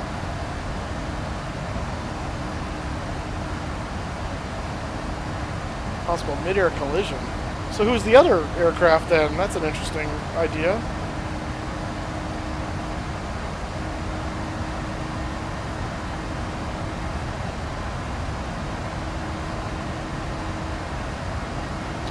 No, I don't do Rockstar. Smells like cough syrup to me.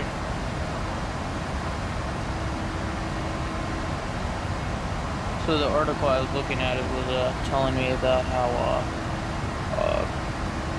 that the radar data suggested that there was a different contact in the sky that was not MH370, judging by the course. So it was possible that if it could even track a Boeing 777, then it might have been another plane in the sky that sliced the cockpit. Interesting. So back before it made the turn, you mean, and they lost all communication? Correct. Like the plane out of nowhere came and hit the cockpit, obviously took out the pilots, and then it started making the plane turn because of the disconnection of the autopilot. Interesting. Harry, don't get me started on what bad things are in soda, because I guarantee you there's way more bad stuff in that Rockstar of yours. And anything in this world apparently causes Rockstar cancer selfie. nowadays. So, oh yeah, please. And everything causes cancer. So you know what? Just give me my cancer already, and let's move on. Internet trolls also cause cancer. Yeah, that's true. Okay, Stormy Cat, welcome back.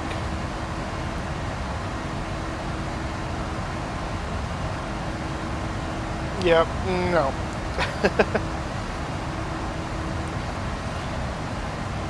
Chemtrails are real if you think about the fact that H2O is a chemical, but only in that sense are chemtrails real.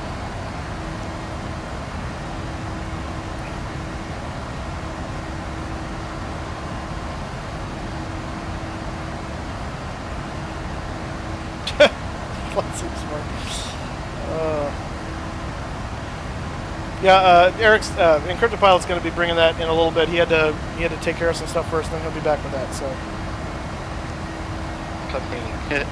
yeah, it's called real life.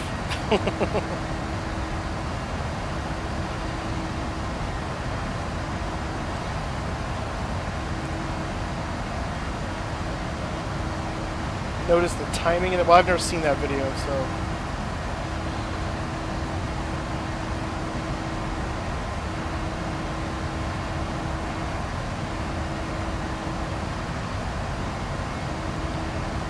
Oh dear.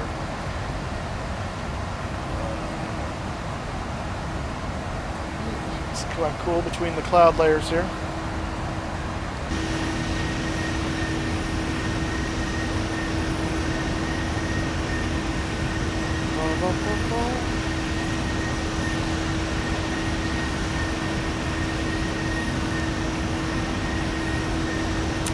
Eric, thank you so much for that. I appreciate that. Oh, April 1st, yeah, exactly. My favorite are when actual pilots tape little piece of paper up to like the seatbelt sign or something that says chemtrail switch on or something like that. That cracks me up. Ooh, wonderful, Greta. That makes me happy. Wheels247, thank you so much. We will see you later, man. Thanks for stopping by. Throw it through the screen. I want to see video of you actually throwing popcorn at your screen. I think that'd be hilarious. So yeah, Nightbot has a good point. Hit that subscribe button. Hit that like button. Let's get those likes up. Got lots of likes to get.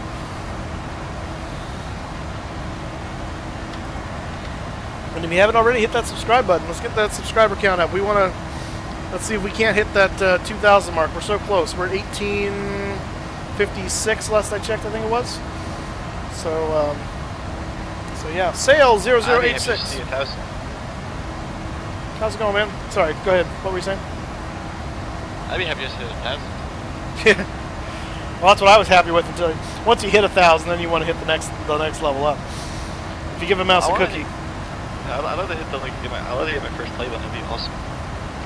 Oh, I know. That's what I'm looking forward to. What's the level they do that at? Do you know? The first one? Let me find out.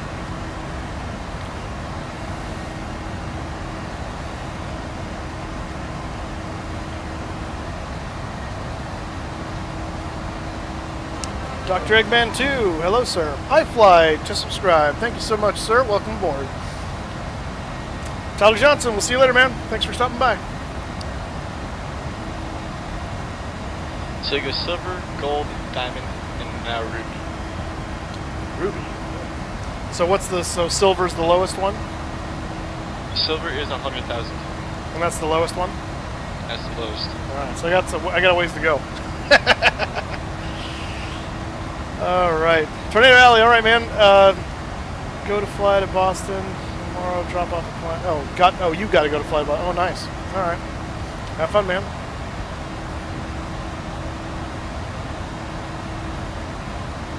You don't have too much farther to go until you beat PewDiePie in subscriber count.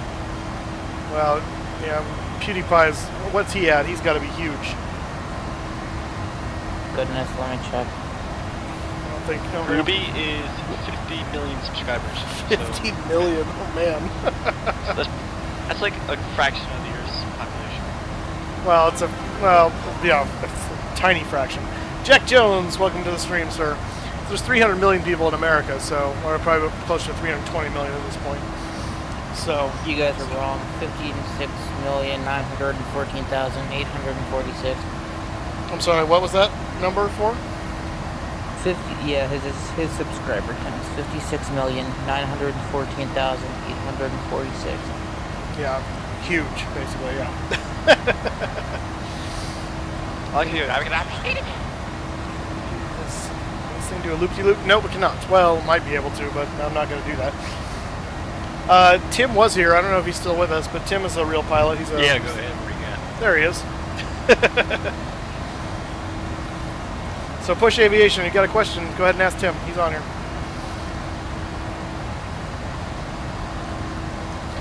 PewDiePie, not PewDiePie, but PewDiePie is a streamer. I think he was doing a lot of like Call of Duty stuff and things, but he's done a lot of games. And I think was he Swedish or something? I feel like he was somewhere in Europe. Swedish, yeah. And he got really popular, basically just streaming games. Yep. But he's been doing it for quite a while. In fact, I'm pretty sure there was a South Park episode that even alluded to that. You're not big until you're on South Park. That's true. It's true. It's a big honor to be on South Park. Tyson Harris, I didn't see you get timed out, so I couldn't tell. Ah, there you go. King Poet will tell you what's going on.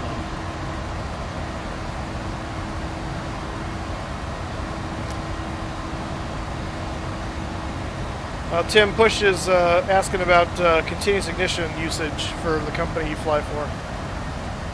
I'm sorry, I was looking at something else. What's the question? Basically what your company's policy or requirements are on continuous ignition usage. Well, I don't fly the 737, so I have no real direct knowledge of the functionality of that. On the 7576, when you have the flaps on and you have continuous ignition, it's an automatic. You don't have to flip the switch.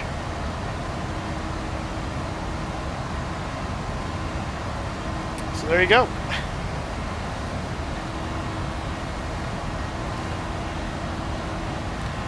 Time till top of descent is still quite a ways out. We're to Denver. We're 309 Zulu, so we're just about 2 hours from destination. So top of descent's going to be about an hour and 40 minutes or so at least.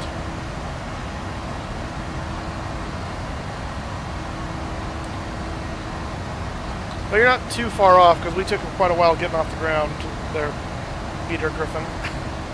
So welcome. Alfaro Hands, how's it going, man? I got hacked bus. All right, hello. This is Microsoft Flight Simulator FSX for Steam. Today's Indonesian Independence Day. Interesting. I think India just celebrated their independence technically yesterday for them now, I think, but today's still my time.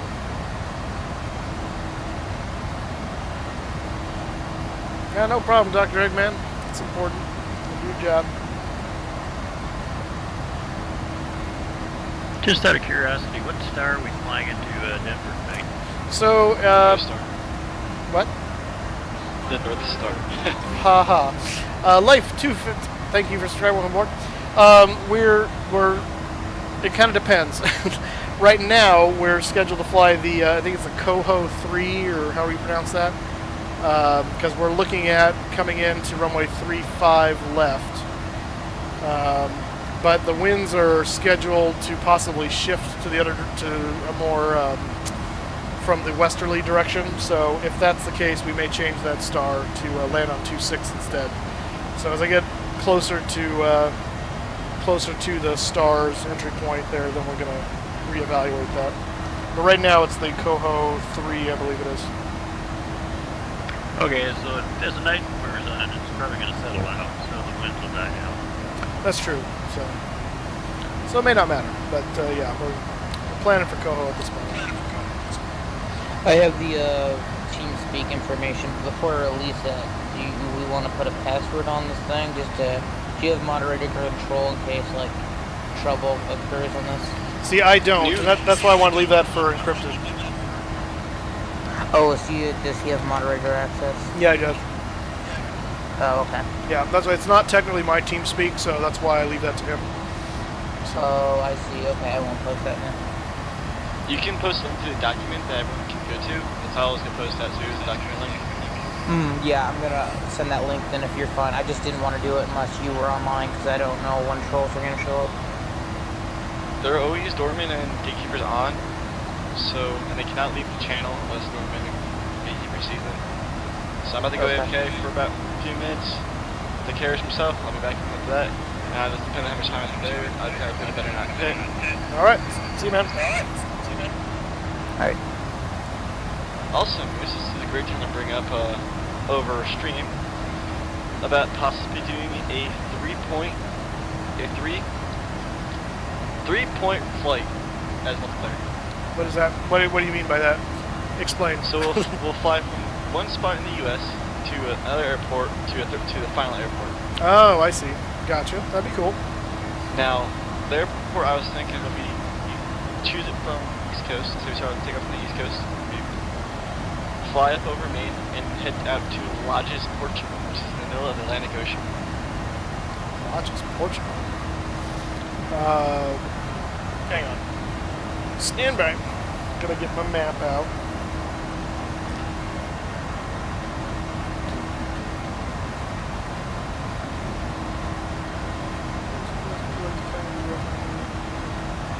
Well, Harry, I can't really, I don't really know if they're real or not, unless they say something blatantly obvious that they clearly don't know what they're doing. But I'm sure there are people that will claim things they are not on the internet because they could be anonymous, unfortunately.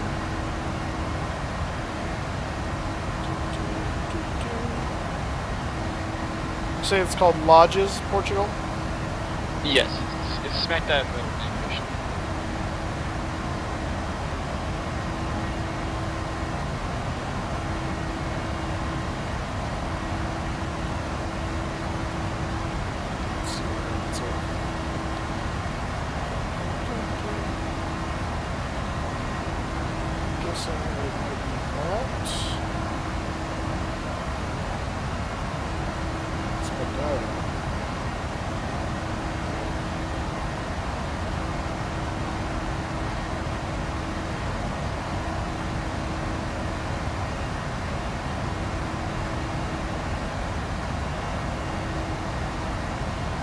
How do you spell lodges? Let me actually. I'll bring it for a second. Alright.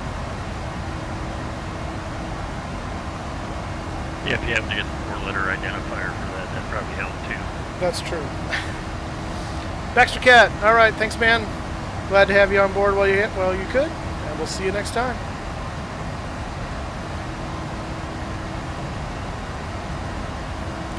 Block Tyson. Who's Tyson? For the navigation, Lima, Papa, Lima, Alpha. Lima Papa Lima Alpha.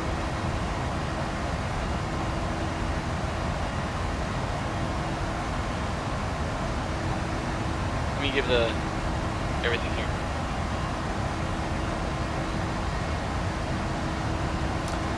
This is Microsoft Flight Simulator X. That's what this is. Oh, okay. Yeah, that's fun. Yeah, so Tyson Harris, if you can't say nice things, then we're gonna block you. So don't do that. Unless you want to get blocked. Oh, right there. Okay.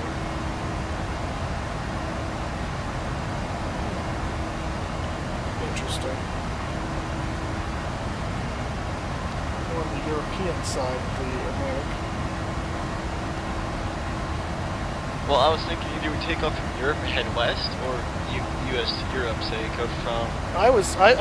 there to, say, U.K. Yeah, I would think, because what we're going to do, we're flying, obviously we're going to Denver right now, and then I'm coming back to JFK on Friday, and then on Saturday I'm crossing the pond to Heathrow, and then I'm gonna be bombing around Europe for a while. So that would actually make more sense. We could do something in, you know, maybe something in, you know, maybe like Barcelona to Lisbon and then over to Lajes.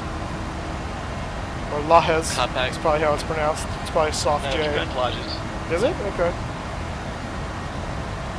You know that's a military base, right? And I'll be flying my P8 design. Well, that's why he wants to fly there. Figures. Well, I haven't really flown it on like a legitimate flight yet.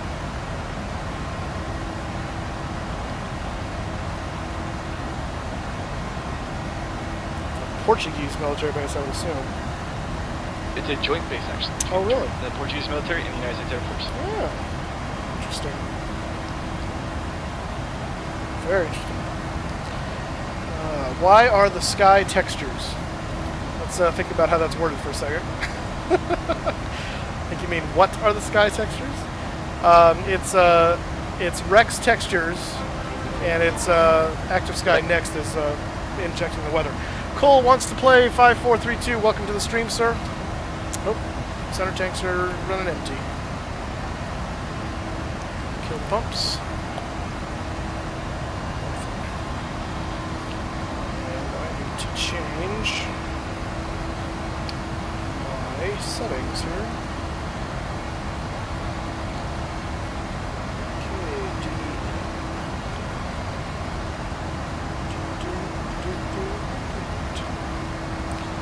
Elevation 5434. Okay.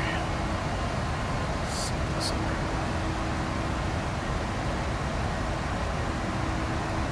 Yep.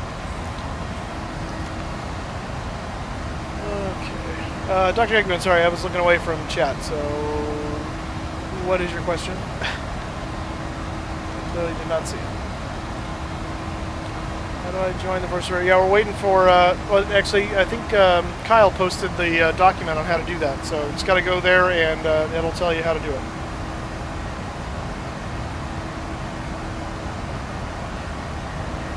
So if you join the TeamSpeak, what's your TeamSpeak name, Flight Sim Smart? Post that and then we can possibly move you to, you got to be in the right channel of TeamSpeak. So if you're not there. I don't have Discord at the moment. We're just using TeamSpeak.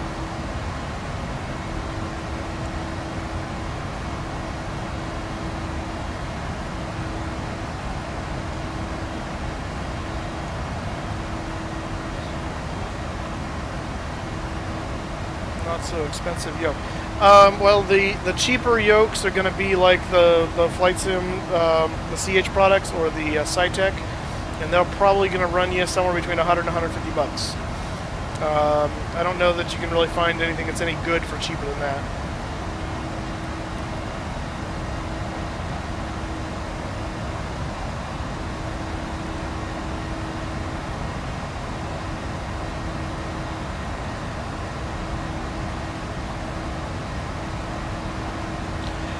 So yeah, so I do actually have a preference, and I think this is the one I prefer on the MCP, and I think this is the Honeywell, I want to say. I'm going to try to remember here. No, it's the Collins. Sorry, this is the Collins. So, yeah, this is the one I prefer. So the Collins is the one I prefer. I mean, they're both pretty similar, but I do like this one better. Mainly because it's the one I was used to, because that's the one that I always had. I only saw the other one when I started using like Delta and stuff. For those of you in TeamSpeak, make sure you're on push to talk, otherwise I'm going to be hearing myself all the time and it's really distracting.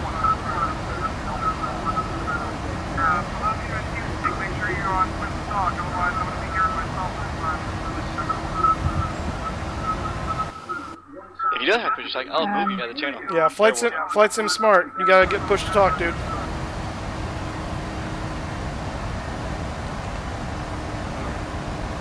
Who am I talking to? Whoever asked the question.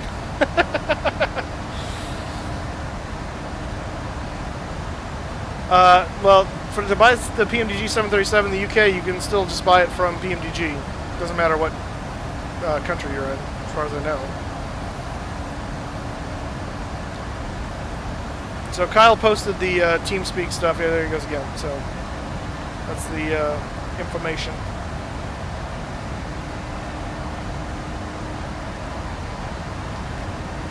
To set up push to talk, go to the tools menu and go down to options, and there'll be you'll see push to talk. You have to set up as a button what button you want to use for that.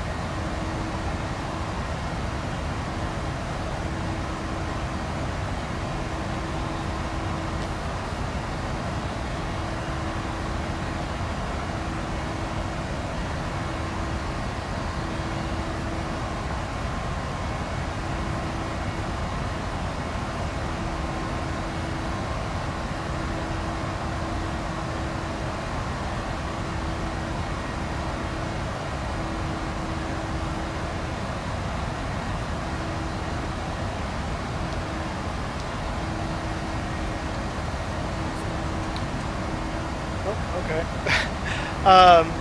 This is the 737-800, not 700. No, we're not on multiplayer. This is single player.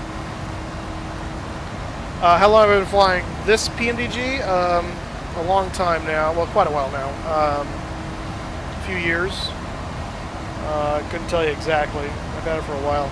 I've been flying the PMDG 747, like not the version 3 that just came out recently, but the older one, basically since it came out, which was in the 2006-7 area, somewhere there. So, and I have a smattering of other PMDG aircraft. So,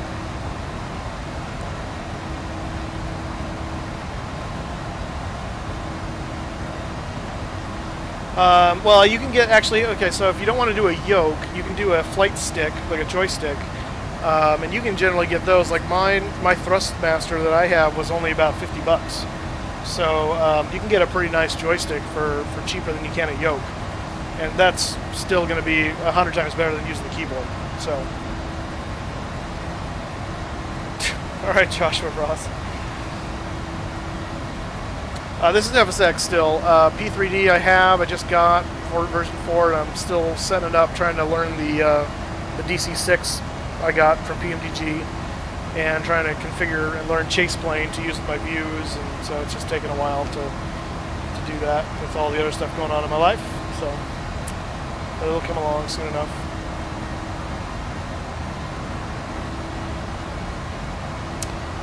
You can play on Windows 8. I've heard people have some trouble with Windows 8. It works on Windows 10 well, and it works on Windows 7 well.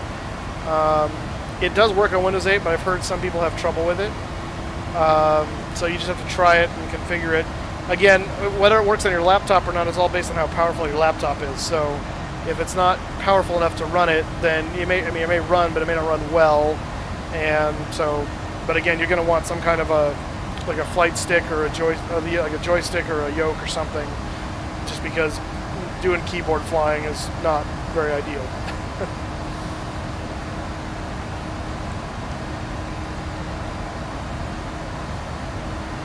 Yeah, Kyle, so I just discovered, I went into PayPal yesterday and realized that I have to accept all these, and I can't accept it until my account gets verified, and so I'm waiting for them to put the little tiny deposits of money in my account that I can verify on my bank account. So yeah, so hopefully in the next 2 or 3 days it should finally go.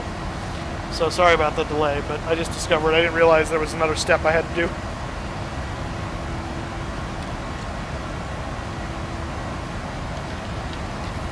What on earth are you talking about? I'm just trying to joke around that I'm not getting paid. See that you deposited my page. Oh, sorry, I thought you meant that you were talking about, there's some people that have donated to me, and it will probably show that it hasn't gone anywhere yet, that's my point. Oh, so it's pending. It's basically in a pending mode, because it's waiting for me to verify my bank account.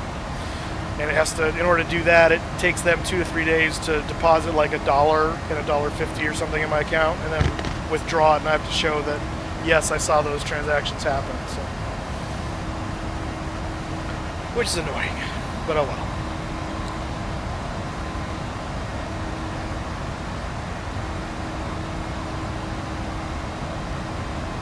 well. Specific company, the only one I have experience with is Thrustmaster. Just because it's the one I have, and it works nicely. Some other people on here might want to jump in and recommend a joystick they use, but but I like Thrustmaster. It works well. I don't use it very often because I usually use the yoke, but when I do use it, it works very well. So I did Pro for P3D because I'm not a student and I don't feel like lying. So ethics.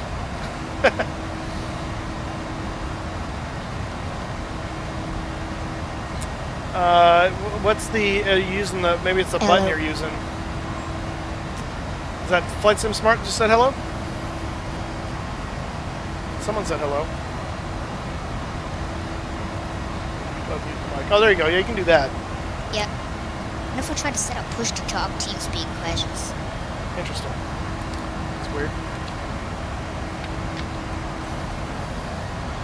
Well, good to have you on the chat. I can hear myself talking. You're now famously on YouTube. There you go.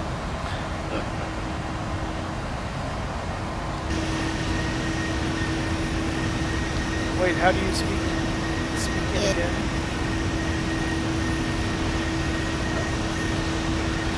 Oh, I thought I'm talking too loud. I'm hearing myself on the stream, not echoing. Oh, gotcha.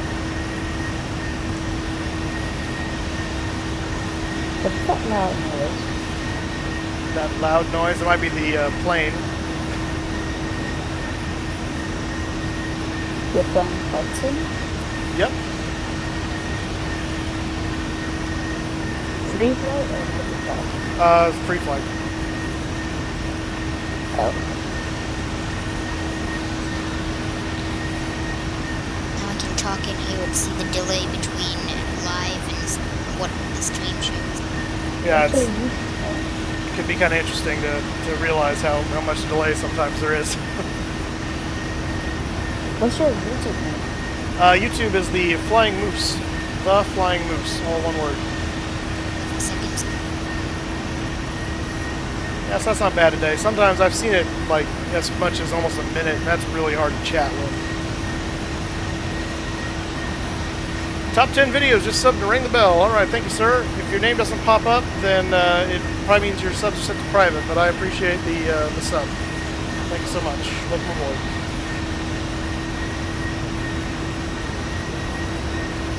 So Flight Sim Smart, you sound like you're 12 because you are 12?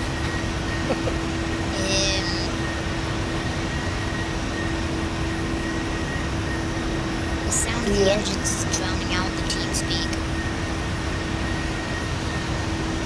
Is that better? Yeah. Alright.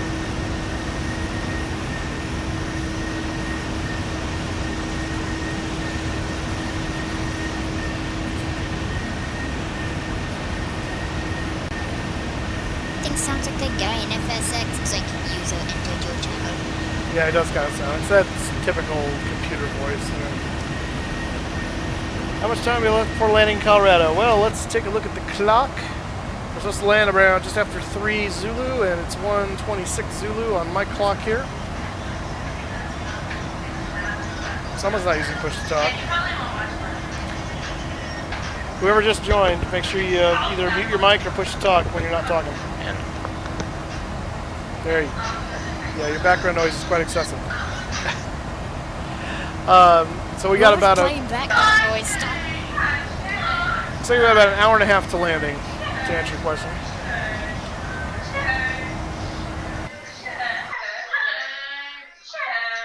Beater Griffin, you need to mute your mic or set. Just mute it. There we go. That'll take care of that. Finally.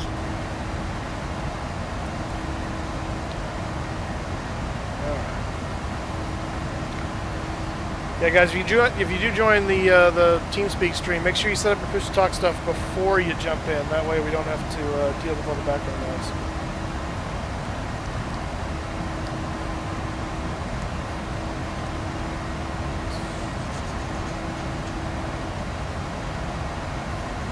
All right, King Poet, thanks for stopping by. Peter Griffin, to enable push to talk, go to the Tools menu and go all the way down to the bottom to Options. And in there you'll see the ability to set push to talk and what button to make push to talk.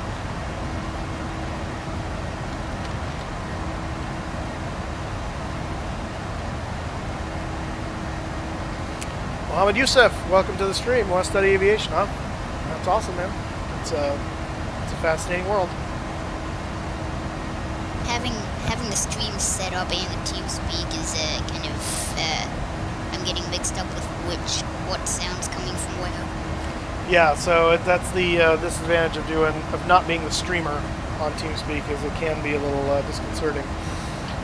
It's probably best to turn the stream down for you, and then that way you're hearing, because what you're going to primarily hear is what comes out of TeamSpeak then. Because you'll hear me, obviously, through TeamSpeak as opposed to in the stream. Doing the same thing 11 seconds after I hear it. It sounds weird. It's like someone's saying it twice, and I'm asking why people are saying it twice, and no one is saying.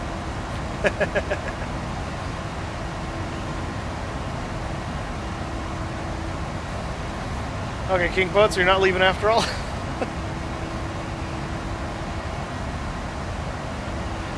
Probably not. Last I checked the weather in Colorado, in fact I can check it right now, I don't anticipate any heavy, the winds aren't very heavy, so there won't be any heavy crosswinds that I can tell. Right now the wind is 190 at 5 knots, so that does not a heavy crosswind make. I wonder what would happen if you forced your gear down going about 600 knots in a nosedive. Forced your spoilers up, gear down, flaps down. Well, the plane won't allow me to do done. it, so that's been done. Where? Yeah, there was a. That's how they. It was called the Hoot Switch. It was done over Detroit in a 727. The story is it was a T-way flight, and to fly at a higher altitude than 727, you pull the circuit breaker to disable leading edge slats, and you trail flaps 2, which increases the chord of your wing, so you can fly at a slightly higher altitude and gain efficiency that way. But you gotta tell everybody on the flight deck you're doing it. It's a completely unauthorized procedure. It's in none of the books. But what had happened was the flight engineer left the flight deck and went back to the galley, and the captain decided to do this procedure. He pulled the circuit breaker, trailed the flaps, and when the flight engineer came in, he noticed that the circuit breaker had popped. And so he pushed it back in without telling anybody. So now they're at Mach 0.78. Leading edge slats come down, and everything just breaks loose in the flight deck. Oh gosh. They lost control of the airplane because the slats came out in that airstream and jammed, and some of them went on the way out, some of them didn't come out at all. Just really messed up the control surfaces. So they lost control of the airplane, and they dove for Detroit, out of control. And one of the last things they did was drop the gear. And they were screaming out of altitude. And so it ripped the gear door off. Oh gosh. It just made a real mess and everything. If you look for, I think it's Hoot Gibson 727 or something like that on the internet, you'll find it. Yeah, I'll have to check that out after the stream. That's interesting. So did they end up getting it down okay, or did it crash? Well, they landed it. They were like heroes for a few minutes. Until it came out what happened? Well, yeah. Well, actually what had happened was they erased the flight data recorder, the cockpit voice recorders, and then everybody said, what happened here? So, yeah, it got real interesting after that. Interesting. That's an ultimate COA.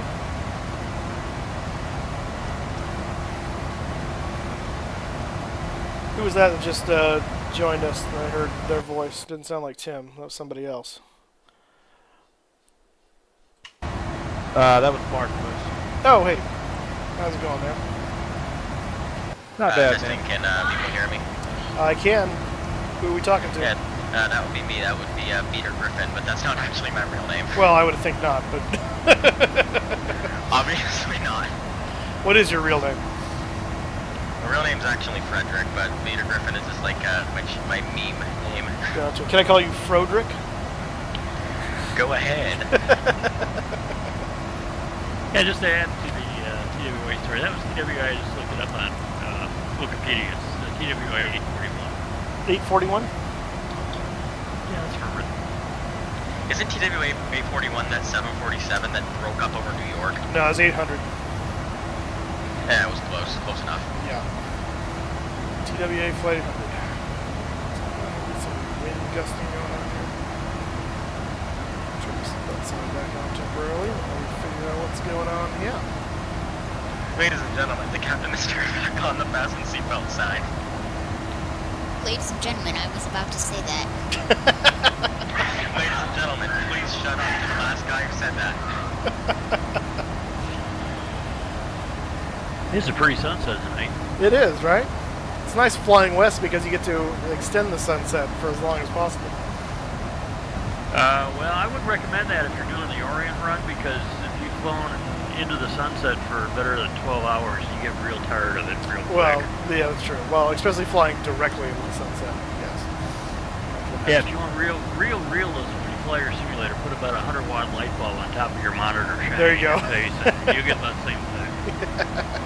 Yeah, no thank you. You're just sitting in the you're just following the little magenta line. Meanwhile, I'm just sitting on the ground here at Phoenix and FSX connected to VADSIM, just aligning my INS in the Captain Sim 707. Oh, nice. And yeah, it's still like for some reason easier to fly than like the magenta line. For some reason, it's just you just insert waypoints here and there, and that's really all you got to do. Yeah, the INS is a nice system for the just enter in your points here and there. Once you understand the magenta line stuff, though, it's fantastic. But you got to understand the system. Well, I mean, yeah, I do. I just like flying older planes. Like I fly the NGX all the time. It's just I just find it better to fly the INS. It's just classic, going old school. Sure, I do enjoy some of the classics. 727 is probably my favorite old school one to fly the round dials on. Meanwhile, the 707, the Captain Sim has Doppler navigation, but literally no one knows how to use it. Oh yeah, I looked into that one time. It was very confusing. I need to get the Captain Sim 727. What'd you say, Tim? The Doppler is incredible to use. I flew jump once on a flight that was using Doppler, and I'm like totally mystified. You can actually download a sextant for the Captain Sim 707 to use celestial navigation like they did when it first came out in like 58. Oh, seriously? And Maxim will actually let you do that. They'll give you, when using celestial navigation, they'll give you about a 20-mile leeway off your flight path for celestial navigation. Really throws a kink in their plans from flying SIDS and stars. Yeah, I'll bet. You know, that's the one thing I should brief you on for your transatlantic flight is how to fly a slop flight plan. Oh yeah, well I saw some of the information on that you sent me covers some of that. The lateral offset, whatever. Yeah. Yeah, but you still have to learn how to use it within the FMS. Well, yes, this is true. Actually, it's quite easy. Yeah. Yeah, I'll be right back. I'm just gonna get clearance from Phoenix ground. Gotta get going. Got it. To answer your question, Mohammed, I do not stream every day, as I see King Poet answered for you. Typically, right now, I'm streaming on Wednesday, obviously, and then Fridays and Saturdays. Occasionally Sundays, depending on schedule, but right now we're kind of holding off on Sundays for a while just because of other stuff that's creeped up. Eventually, the Wednesday will shift to Thursday once choir starts back up for me in the fall here.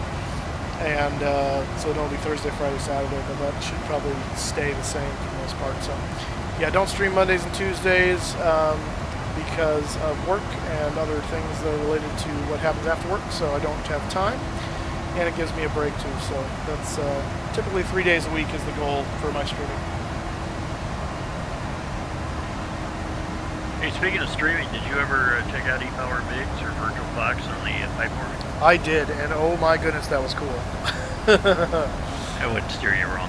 No, that was glorious.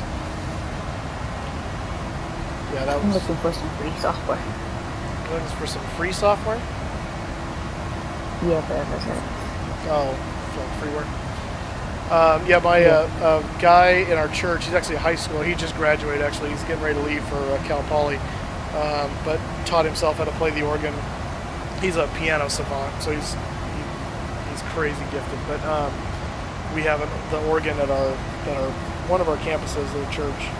He's doing an organ concert not this coming Sunday night, but the following Sunday night, 27th. And that I can't wait for. It's going to be really cool. Yeah, the pipe organ is piano. My mother played pipe organ, and actually her mother, my grandmother, was with the CSO. Oh, and, really? As a pianist, so and quite a good organist, from what I've heard within the family stories. Gotcha. Yeah, if you can, it's its own skill to be sure.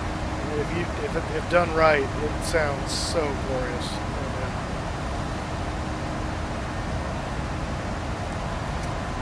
I'm gonna jump off, get some water, and be right back. Alrighty. So yeah, someone was asking how much longer. I think it was Christopher. So we're about 581 nautical miles. 3:08 Zulu is our arrival time scheduled still, and it's a 1:39. So we're looking at just about under an hour and a half at this point. So if that helps. Moose, are you in FSX or P3D right now? FSX. Is it always this bumpy? No, it just got this bumpy a little bit ago. We're flying through an area, I think, there was on the weather map, there was some isolated thunderstorm stuff, and I think we're above that area, and so I think we're getting some turbulence from that. It was pretty smooth until about maybe 10 minutes ago, and then it started doing this. I want the 737 with the winglets, but I don't have that. Okay, someone wants to know if the seatbelt sign is still on. Seatbelt sign is still on. The weather just kind of smoothed out on me, so I'm going to give it a few more minutes, and if it stays that way, we'll turn the seatbelt Get back to person who wants to know if the seatbelt sign's still on. It is. No party yet. Sounds real funny. Wait, what can we call you instead of calling you Flying Moose? You just call me Moose. That's what I was gonna say. Did you buy yours from PMDG or did you buy it from FSX Pilot Shop? I bought it from PMDG. No middleman. I ordered mine. But mine doesn't have the winglets on it. Well, there's different models of it that'll have the winglets and some that don't. So you're probably just flying it. You're probably just looking at one of the ones that doesn't have the winglets. Yeah, I have the one without. So it has the winglets option on the model. It's just got to fly the right model. I want some liveries for it, but I don't know how to do it. So do you have the PMDG Operations Center? Yes. So if you go in there and select your sim, so if you're using Steam or Box Edition, make sure you pick the right one, and then go under the 737 for that. Bye, Christopher. Thanks for stopping by. You'll see. Quit spamming bye in the chat. See you, Christopher. And if you go into the livery, I think it's livery downloads, you'll see a whole bunch. It might be livery manager, but I think it's livery download. You'll see a whole bunch of options there, depending on whether it's the 800 or the 900 or whatever. And need help? Someone needs med. It'll stop. It'll install those for you really easily. Earl, you need meds? You feel dizzy? The flight attendants might be able to help you out. Not sure why you're feeling dizzy now, though, because we're pretty stable at the moment. In fact, I'm going to go ahead and turn the seatbelt sign off. Can't you download some from PMDG? Yeah, that's... there was a buff bag in the seat back pocket in front of you. Grab it. There you go. Yeah, you download... that's how you do it through the Operations Manager now, is instead of through the website. I don't think they have them on the website anymore. I think it's all through the Operations Center, I think.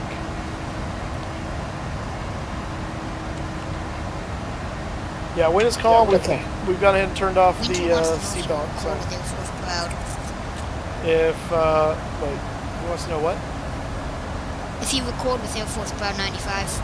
Oh, no, I never have. I don't know the man. I've seen his videos, and he's very funny. But I've never actually spoken to him. So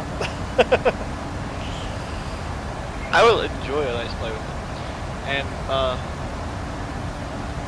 right now, I'm actually in the works of getting a brand new computer, which is just new than the laptop I'm currently using. Hopefully, it'll allow me to record in 1080p. Ooh, nice.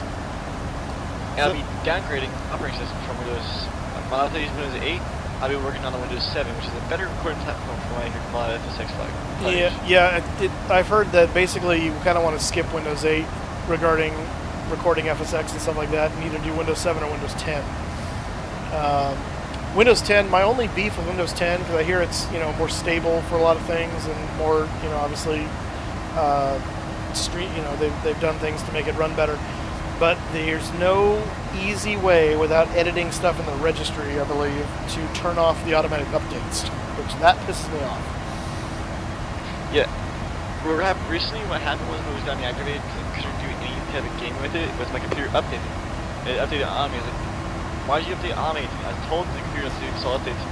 And when my computer updates, it's a pain in the butt, because it gets this glitch to it until everything smooths itself out, and I can actually do stuff again. So you'll hear it in because my computer's all processing power of all the new updates and everything else. I can tell it's working hard to fix itself. But when it does that, my audio quality deteriorates completely, and I lag terribly on like Farm Sim 17 and other games.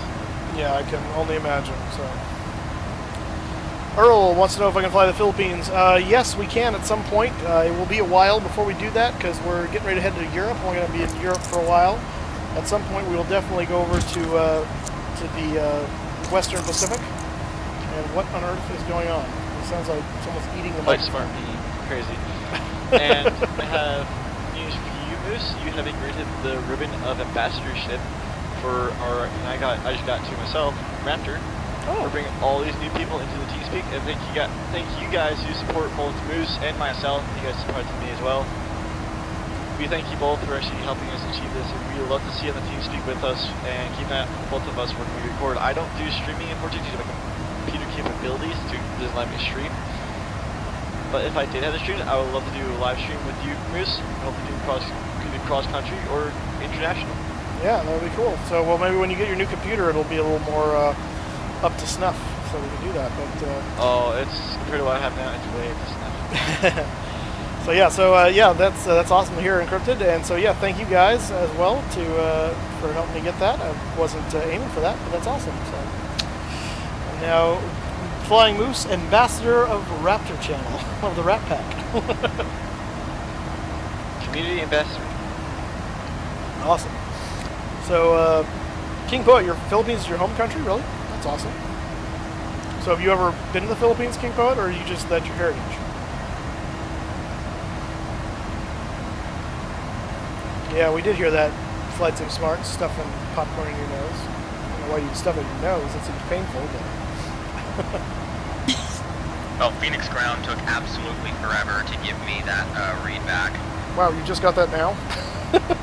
Yeah, I just got that now. Like, I said Phoenix Ground over 321 is ready for IFR to San Francisco, and then 5 minutes later he gave me my clearance. Goodness. So you're Clipper, so I assume you're Pan Am?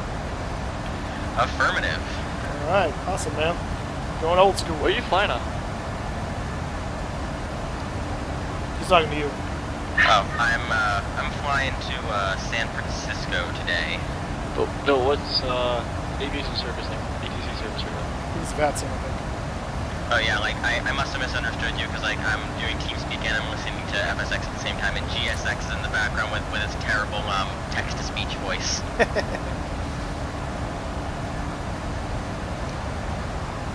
Got him. So do you guys think 5 minutes for a clearance is unusual?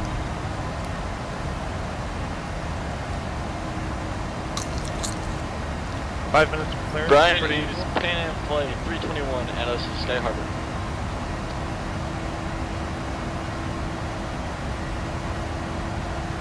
I'm almost out of popcorn. If you would like to order any popcorn, please order in the next 5 seconds or I will throw it out the window. Oh, that's fine. I think Tim was trying to ask you guys a question about clearances. No, I'm just saying that waiting 5 minutes for a clearance in a busy facility is not that unusual. Yeah, oh, gotcha. Really? Oh yeah, we get ours about 20 to 25 minutes before pushing Over start. 5 seconds are now up. All the popcorn is now being thrown out the window.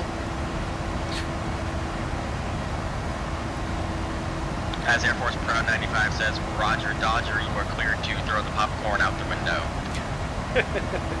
I'm on down with 757 FedEx. Mayday, mayday, mayday, Air Force One, we need to dump some bodies over the river.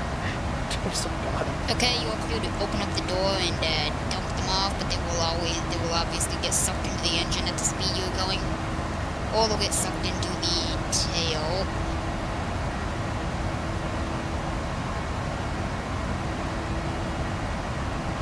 Swiss, I'm Texan. Yeah. So hello, I'm not Swiss, I'm Texan, but I assume you've either something, you know, really like medical things, or you have Swiss heritage.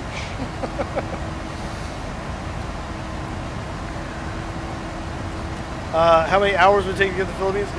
That would be quite a long flight. I believe that's somewhere in the order of a 10 to 12 hour flight. I guess 12 hours. There you go. Wait, do you take requests from flights to do or no? What do you mean request? Request for what? If someone requests you to do a flight from somewhere to somewhere, would you do it? Yeah, we do take requests, but I ask that you post them in the comments section or post them on Facebook, Twitter, or Instagram, because I don't see them. The chat goes away after a while, and then I can't see anymore, and someone's mic is still on. I was about to ask you, but you say you have to do it with chat. Yeah, so, yeah, because I won't remember if you just ask me, so that's why I say do it that way. So not in chat, but in comments. It's different. What's your Steam name? I can catch you from there. I use one of my Discord bots to get a ME, whatever, I don't know how to pronounce meter for Denver when you start to land, whatever, and then I'll just copy paste it from Discord into the chat. Alrighty. Let's see, what was I saying? I don't remember. What were we talking about? You were saying something about your Steam name. Oh, yeah. So it's just, I think it's the Flying Moose or Flying Moose, something like that is the Steam name. So, and then someone's asking me about the Thrustmaster USB joystick, the one you have. B&H has it for more than. Oh, well, that's awesome then. Yeah, I would jump on that if it's only $20 now. Like I said, I got it. It's probably been a year and a half ago, so wouldn't surprise me it's come down. The Thrustmaster USB joystick. Is it for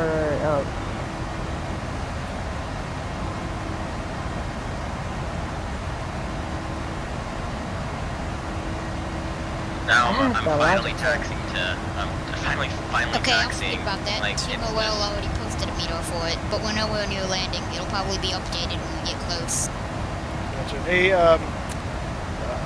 guys in TeamSpeak, make sure you're not stepping on anybody else when they're talking. So if you hear someone talking, go ahead and just wait your turn, because you need to make sure you're not just coming over the top of somebody else. Yeah, sorry about that. Kept on.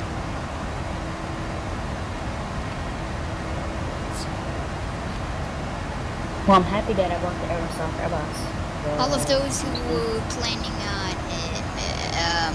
were planning on ordering popcorn, all that's left are the kernels. So you could probably take these kernels. Oh wait, they've already been heated. Not possible to pop more.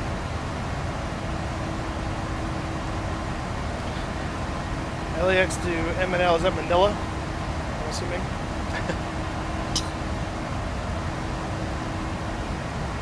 Oh, man, Microsoft force feedback too. I remember those guys, BA Dennis. Man, that's going back a ways. You know, if you really want to do a long haul flight, you should do our Atlanta to Johannesburg flight. Ooh, Johannesburg. that does sound like a long What flight. about South London Africa. to Philadelphia? London to Philadelphia. Yeah. Interesting. That's actually short nowadays. Yeah, comparatively speaking.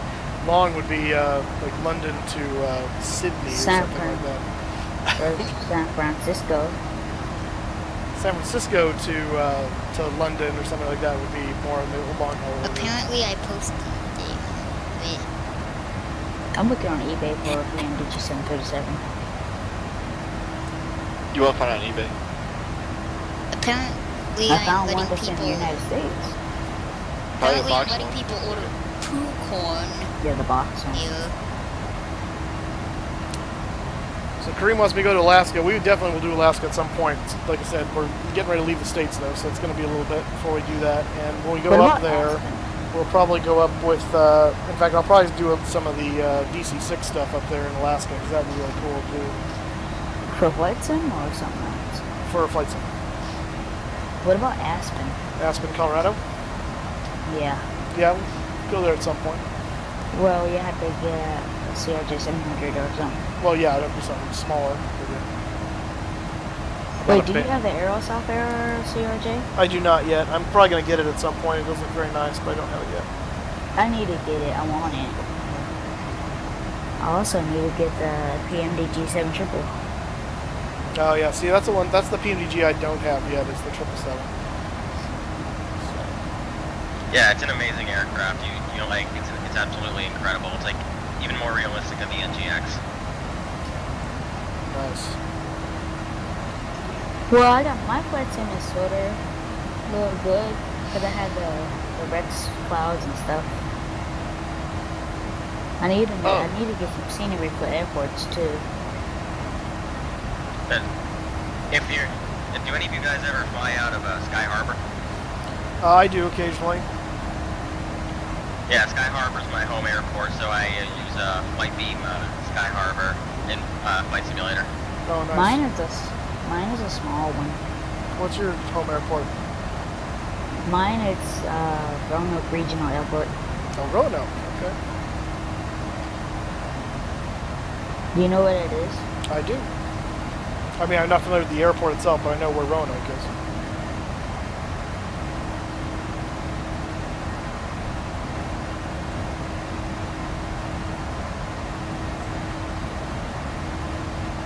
Oh, BA Dennis, that sucks. Hard drive failures are fun. We don't get like the things. We get like Airbus, Boeing, 730. Yeah, Wait, you're. no, why did I say that? Or Dash 8s. Mostly Dash 8s. Gotcha. Yeah, you're probably similar in size to Fresno's airport, because that's we get a 737 occasionally, and that's the biggest stuff we get are the UPS and FedEx 757s, but anything that is passenger based is either 737 or smaller, and mostly CRJs. What's your home airport? Fresno, California. KFAT. Oh. I would like a 7574 steam edition. It's really good. I had the quality of Name 75. I like mine like the same thing like PMDG quality. That's study level. That's really good. Yeah, I would really love a study level 75. That'd be cool. Octopus Aviation, how's it going? You keep waiting for a study one. What is that, level D? Yeah, level D is supposed to be coming out soon. Yeah, but they've been talking about that for years. Well, it's finally. It actually is in beta finally because they had it at Flight SimCon. So it actually is. I know it's been talked about for a long time, but it actually is happening. So it's actually there's some light at the end of the tunnel now. I don't know how long it'll be in beta, but no. First, how long did it take to get that CRJ 700 900 out? That's true. That was Aerosoft, and yeah, that took them forever. It's still not out yet. No, it's out. Yeah, it's out. About the 707 rotates very, very slowly, so about to take off 25 right. From Phoenix? Yeah, from Phoenix. I don't think they had a 25 right. Yeah, the main takeoff runway in Phoenix, it's 25 right, 25 left, and 26. 26 is for the heavies, like speed for 288. Oh, I'm thinking of it. Yeah, okay, yeah, you're right. My home airport, they have two cargo planes. We use the FedEx 757 and the Airbus A300 UPS. Gotcha. What's the density altitude at Phoenix tonight?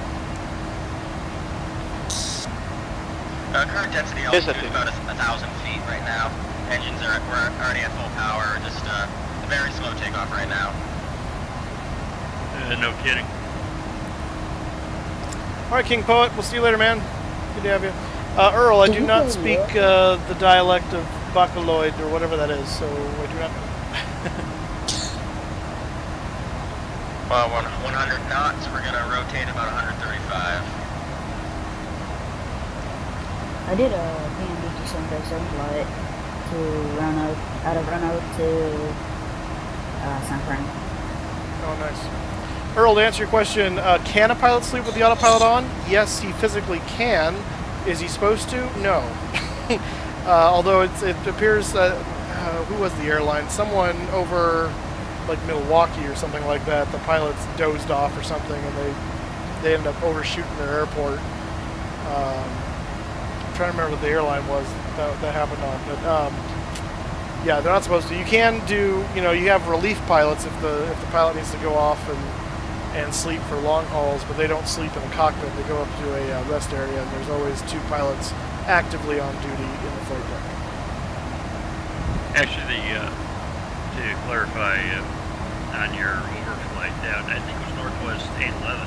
No, I think it was Northwest. The Northwest. Airbus that came from San Diego to Minneapolis, where the guys were actually on their laptops trying to figure out their bid that's right. for the month, and they ended up over Duluth. That's right. So they weren't sleeping. They were distracted, to be sure. No, I gotta go talk to you guys tomorrow, I guess. All right, man. We'll see you later. Alrighty. Oh yeah, I sent you a friend request on Steam too. Okay, when I land, I'll go ahead and accept that. Okay. Yeah, we actually did a pretty late rotation there. We rotated about 160 knots. Goodness. What's your cruise altitude going to be in that thing today? We're going to be at about 30,000 feet. Gotcha. And it's sad to think I'm probably the only person here that actually has flown on a 707. Yeah, you probably are. Really? What airline did you fly it on? Oh, geez, better on a Camel. And, geez, it was we fly on World Airways. There's a DC-8 on KLM as a kid. DC-8, nice. I miss that. We used to have a ABEX DC-8 fly out of Fresno a number of years ago. I miss that plane.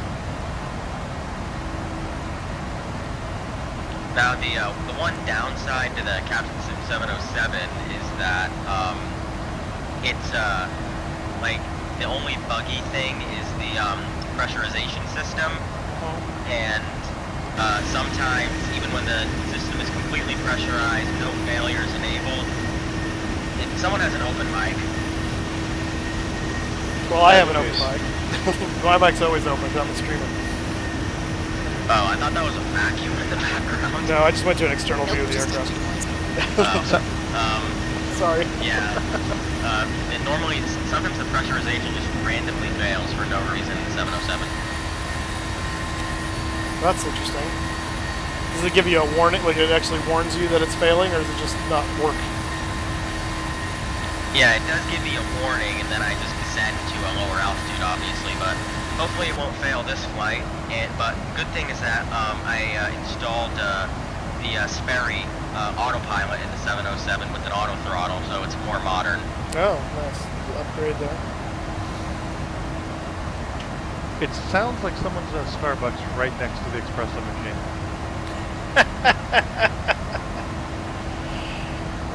That's probably getting close to the engine. That's probably what that was. First, it's kind of insane to fly a 707 single pilot, even in the sim world. You've got to be really on top of it all the time. Yes, you do. In fact, right now I'm adjusting the fuel flow from the left auxiliary tanks. Trying to find a time when I can talk without getting stepped on. Like right there? Or stepping on someone. Well, that's good Hope too. you enjoyed it.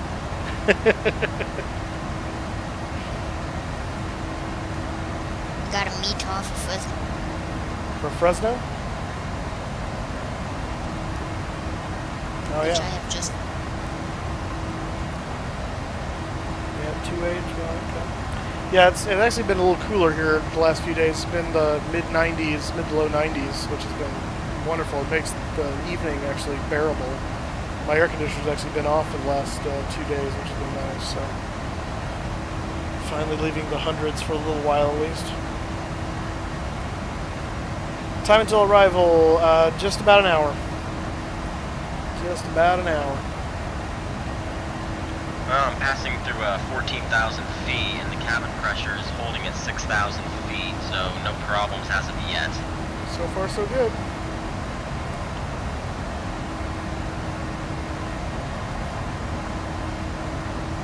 And someone said earlier that that flying the 707 is a three-man aircraft is hard, even in the sim. Yeah, it's hard, but try flying Concorde X without the virtual flight engineer in the simulator. Oh yeah, there you go. There's a real keep up with it airplane. Another airplane I've flown it. Oh, really? Lucky you. And it was free. Even more lucky you. Yeah, it costs like $10,000 for a damn ticket. Well, we got, I was flying as a flight engineer on the 74200, and we broke the airplane in London. And the crew schedule said take next available transport back to the States. And so we're like, okay, and it turned out that British Airways had a 74 that was leaving, but then an hour after that, the Concorde was leaving. It was going to arrive before the 747, so our captain said, well, we'll just take that, and of course, British Airways didn't interline with the Concorde, so the captain used the captain's authority to write the tickets, and so we all got to fly the Concorde and spend time in the flight deck. It was great. Oh, that's cool. Nice. Fortune Finder, welcome to the stream, sir. How's it going?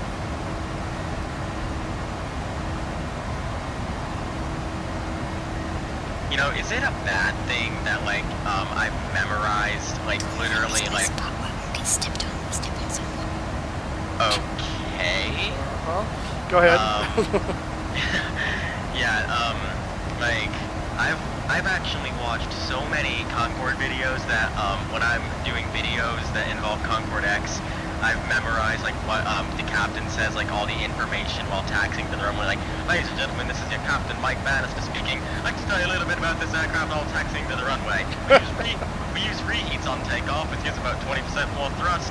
We'll rotate about 195 knots or 215 miles an hour, do a sharp left turn over Jamaica Bay, and keep that bank until we reach the radio beacon over Canarsie Island. We tell the passengers about a plane is weird.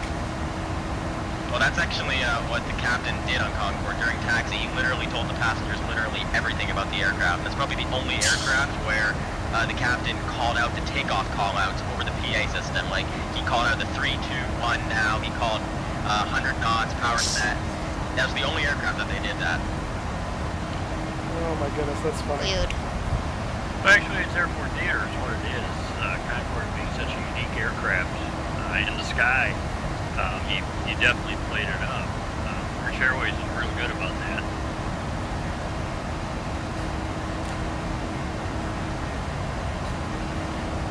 And I love Smithsonian Channel put out a really nice documentary on the history of Concorde.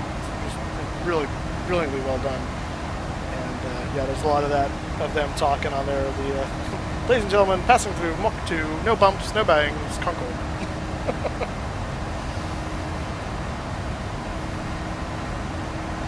Ladies and gentlemen, this is your Captain Mike Bannister again speaking. Passing through about 28,000 feet. We'll be switching the reheats on momentarily. We do them in pairs so as to not to disturb your champagne and caviar. So here we go. We'll switch on the inner pair of reheats and the outer pair. We'll be passing through Mach 1 momentarily. Like some people in the world, I don't have money for FSX, so I do this one other free sim called GeoFS. It basically uses Google Earth and some very unrealistic aircraft files. I once taxied over my house in a 767. Oh my god. That's funny. Well, you gotta do what you gotta do until you get a job and get some money, so. That's just life. I just get all my flight sim add-ons for like birthdays and Christmas, so like, stuff like that. Yep, that's a good way to do it too. You're not to ask a weird question, I was just looking at the panel. What scale you got your nav display on? 20. got a lot of distance between waypoints, don't you? Yes, a little bit. Well, right now anyway. In OBH in the moment, which actually.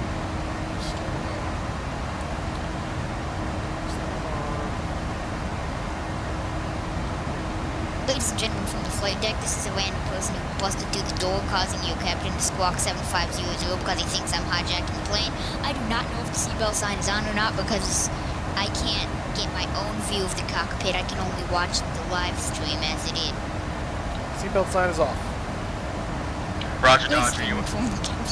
Ladies and gentlemen from the captain, this is your flight deck speaking. You are clear to stand up and party now. Whoever said that a few minutes ago, half an hour ago. The flight deck is talking now? That's interesting. Roger, Dodger, you are now cleared to hijack. Please squawk 7500, cleared to crash and burn any runway. Oh, you Air Force proud people, I tell you. Potato chip. You said Yeah, potato OVH chip? is the start of the, It's the start of the the SID, isn't arrival. it? Yeah, I know, that's what I was just realizing. I saw that. Ooh, hello. Pulling it up right now. Making sure we're not doing anything funny. Since we're getting close. Are you planning to change now? Yeah, I think I'm going to, actually. Let's see, because yeah, wind's coming from the south now, right? Yeah, last I saw it was like 190. Yeah. Well, Yeah. it's 10 after the hour, the vehicle's Let's see here. Yes, 'tis 10 after midnight. Let's check the latest. 1608. I wonder when the next So it's close stream enough, is. yeah. Ah, So yeah, we'll go ahead and switch back to the Wahoo, which is what we were gonna do originally. It'll take us up to the landing from the north runways anyway. So that'll work. Max Burgers, yes, we are playing FSX, even though Moose is the only one doing it, not me.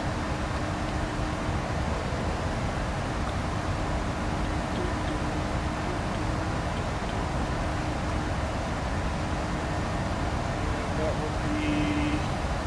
Let's do that first of all. Then let's do for the arrival runway. We will hit that. Let's go for 16 left.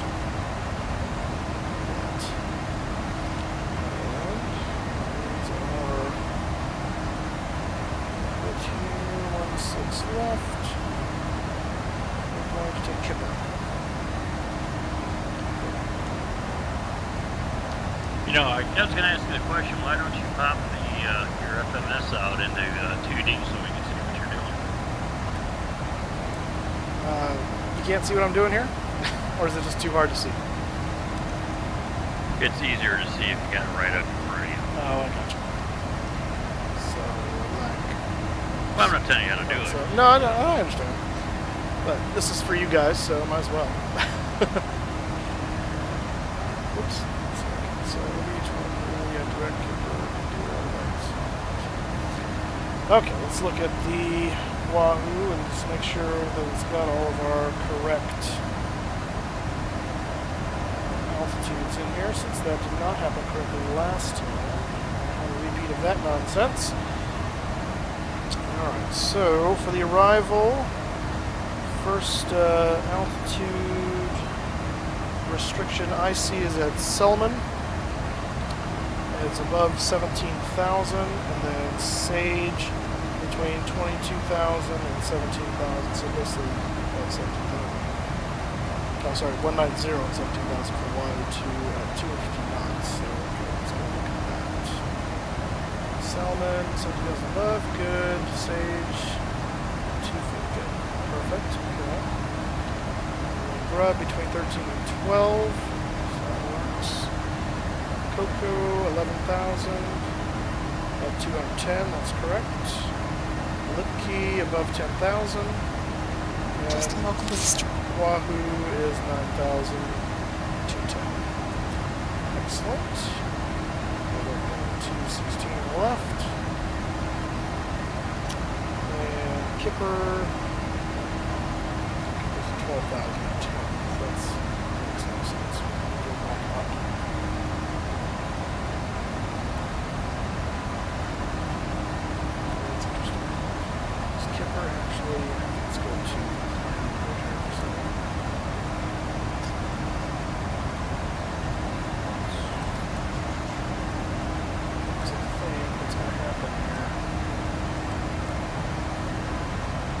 Hello, Game Channels. I don't know why you called yourself that, but okay, welcome to the stream.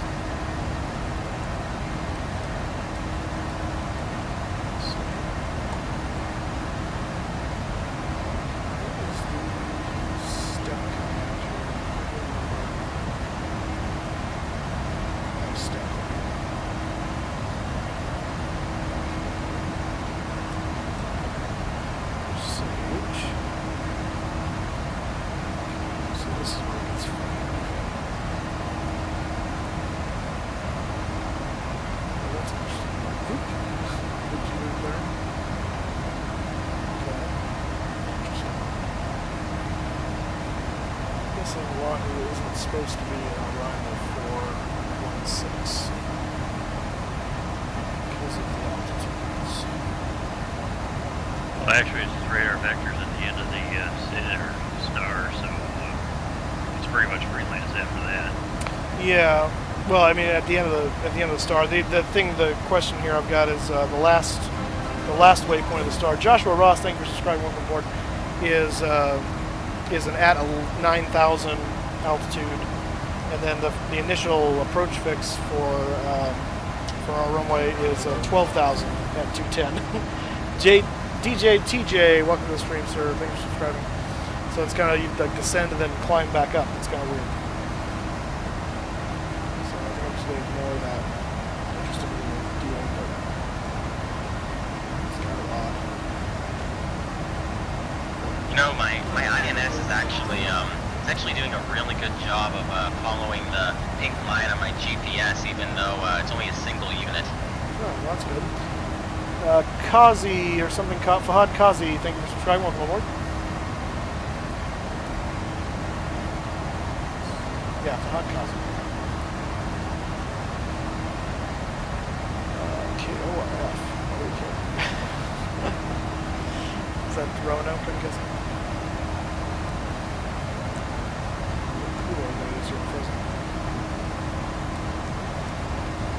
So top of descent is about 160 knots, miles away. Okay. All right. So as we're now on the approach, but let's go ahead and take care of the approach briefing since now we kind of got that set up. So our weather, as we looked just a little bit ago, is 160 at something, which I'm going to pull back up here. 160 at 8, 10 mile visibility, scattered at 12,000. And temperature 15, dew point 09, altimeter 3018. So we'll set 3018 for when we come back down. And that is our current weather in Denver. For terrain avoidance, our minimum sector altitude around within 25 miles of the airport is 9,200. Pull that back up here. I believe that was where it was. No, not that. Wrong chart. There we go. Yeah, 9,200. So we're going to be coming in on the Wahoo Star, which we've entered already. Our first descent point is going to be that Salmon or Solomon, how do you pronounce that? Where'd you go? Wahoo. Yeah, Salmon, we need to be above 17,000, and then following that is Sage between flight level 190 and 17,000 for the Wahoo 2, which is what we're going to take to the north end of the runway. Following there, and that should be at 250 knots. At Grub, we're going to want to be between 13,000 and 12,000. At Coco, above 11,000 at 210 knots. Lipkey above 10,000, and then Wahoo at 9,000 at 210. And from there, we will get on to the final approach course into Denver. We're actually going to, because of the way that works, I think I'm just going to skip ahead because there's no reason to go back up and around. So let me look at that again real quick and see where point I want to do that at. I'll just take it out. So step up to that, zoom that in a little bit. So yeah, so we should just join it at Jeeper, looks like. We'll just go down there. And the initial fix there, Joe Bob, it's actually 10,000 for that. So we'll actually just stay 9,000. That's the minimum altitude on that path anyway, so we'll be fine. And we'll just take it down from there. So let's do that. So You landing 1-6 right or 1-6 left? it's going to be 1-6 left. Yeah, I'm out here, Moose. I'll see you next time. All right, Encrypted. Thanks, man. Have a good night. I see carrots in chat. It's very strange. Okay, so let's see. Next one.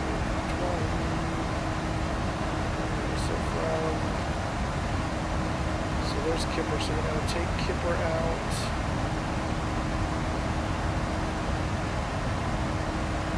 All the chat mods are in here. All the chat mods are in here. Why isn't NightBot in here? NightBot's a bot. That's why. Dark Target, welcome to the stream, sir. Thank you for subscribing. There we go. That makes more sense. Yeah, NightBot helps us when we're overwhelmed. Yeah, NightBot is an actual bot, so he's not a person. NightBot's a bot, so is that lady who announces when people leave. Exactly. But that's a TeamSpeak bot as opposed to the EG bot. It's a different bot.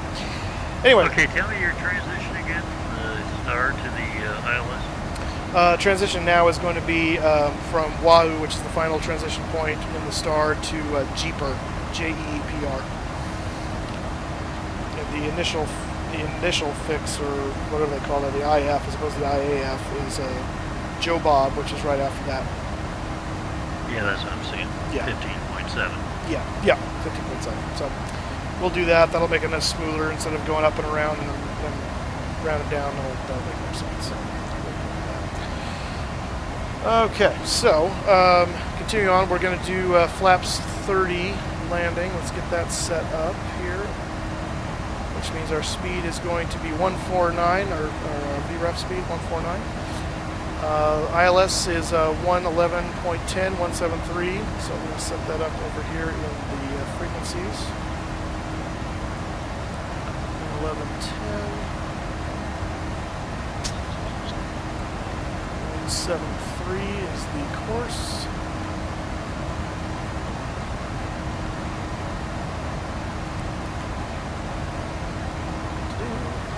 Alright.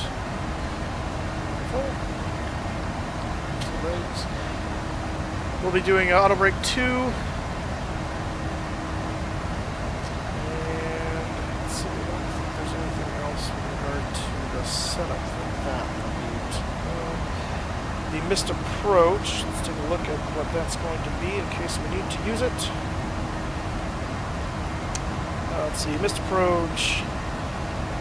We're going to take off 173 for missed approach and fly to 5,900, right turn to heading 218 to intercept the 254 radial to Foxtrot, Quebec Foxtrot, to Bruise, and then continue to climb to 12,000 points. So that will be our missed approach. Above 5,900 feet, we'll turn to 218 and head to the 254 radial of FQF, which, let's see, so give me that, give me the FQ, oh there it is, Falcon, yeah, 116.3, so we'll tune that up on the standby.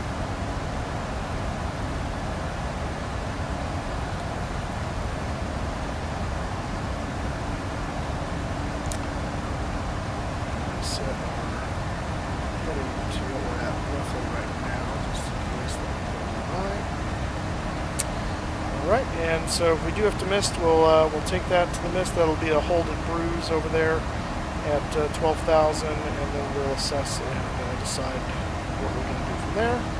Probably just head back to the airport and try again. I don't anticipate needing to go around, but you never know. All right. My favorite Boeing plane is the 747, hands down. Oh, no, well done. No, you said someone said 757. Oh, Kyle did.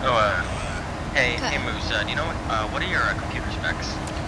Type in specs on the chat, you'll see. The exclamation point. Hey Moose, question for you. Yeah.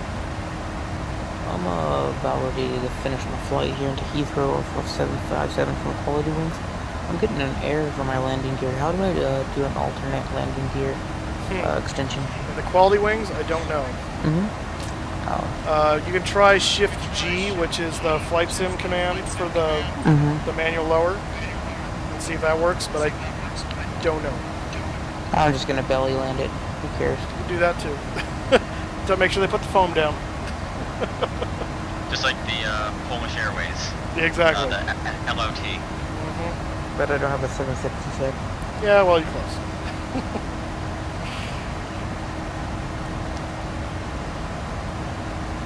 Insurance is gonna hate me. Yep. Yes, they will. So we've got our landing altitude in the box here for the pressurization system. And all of this is configured correctly. Yes, okay, Tim, did I miss anything on the approach brief? Yeah, you did. I'm sure I did. Actually, when you do the approach brief, you were good right up until you started this approach. What you want to do is do a normal landing brief after that, which would be with the taxi stuff, yeah. Left right. Runway probably on Mach 6, Mach 4 to Zulu, contact ground, and then whatever gate you're going to. We always say, you know, we got gate such and such tonight. Gotcha. And then when you get the plane to the gate, then you go into your missed approach. Got it. Okay. So do a full stop and then missed approach. Got it. Yeah. So you're right. Yeah, we're probably looking at Fox 6. I'm looking at the map right now, and all the way down to we're going to be in Concourse B. So we'll probably be taking Foxtrot into Whiskey Bravo, and then over to what looks like, pull up now that we're in there, pull up the tighter shot here. That's Concourse C. So let's see, Whiskey Bravo turns into Bravo November, and we'll take that to what will essentially be, we'll call it gate Bravo 23. I don't know if that's actually a gate in Flight Sim, so we'll see. But that's what we're going to aim for, that area. That'll be good. And then we'll miss approach if we have to miss approach. You know, it's kind of weird. In Concorde X, like I can DME update with no problem. I can do it with no problem. But so for some reason in the 707 Captain Sim, just a single unit, like maybe one time out of 10 I can get a successful DME update. Really? Yeah, like I input the waypoints of the VOR, enter its altitude, waypoint change, then enter, and it doesn't capture it. But in the Concorde X, if I do the same thing, it does capture and it does DME update. That's interesting. One of those. Very strange. Daniel, welcome to the stream. If you want to talk, we're using TeamSpeak to do that. So if Kyle is still here, which I think he is, he can paste you the TeamSpeak document for how you can get into TeamSpeak if you want to do that. Make sure you set up push to talk though if you're going to do that before you get in, so that way we don't have to hear everything you say. The only person that's allowed to not use push to talk is the person doing the stream, which is me. So because I get to talk whenever I want because it's my stream.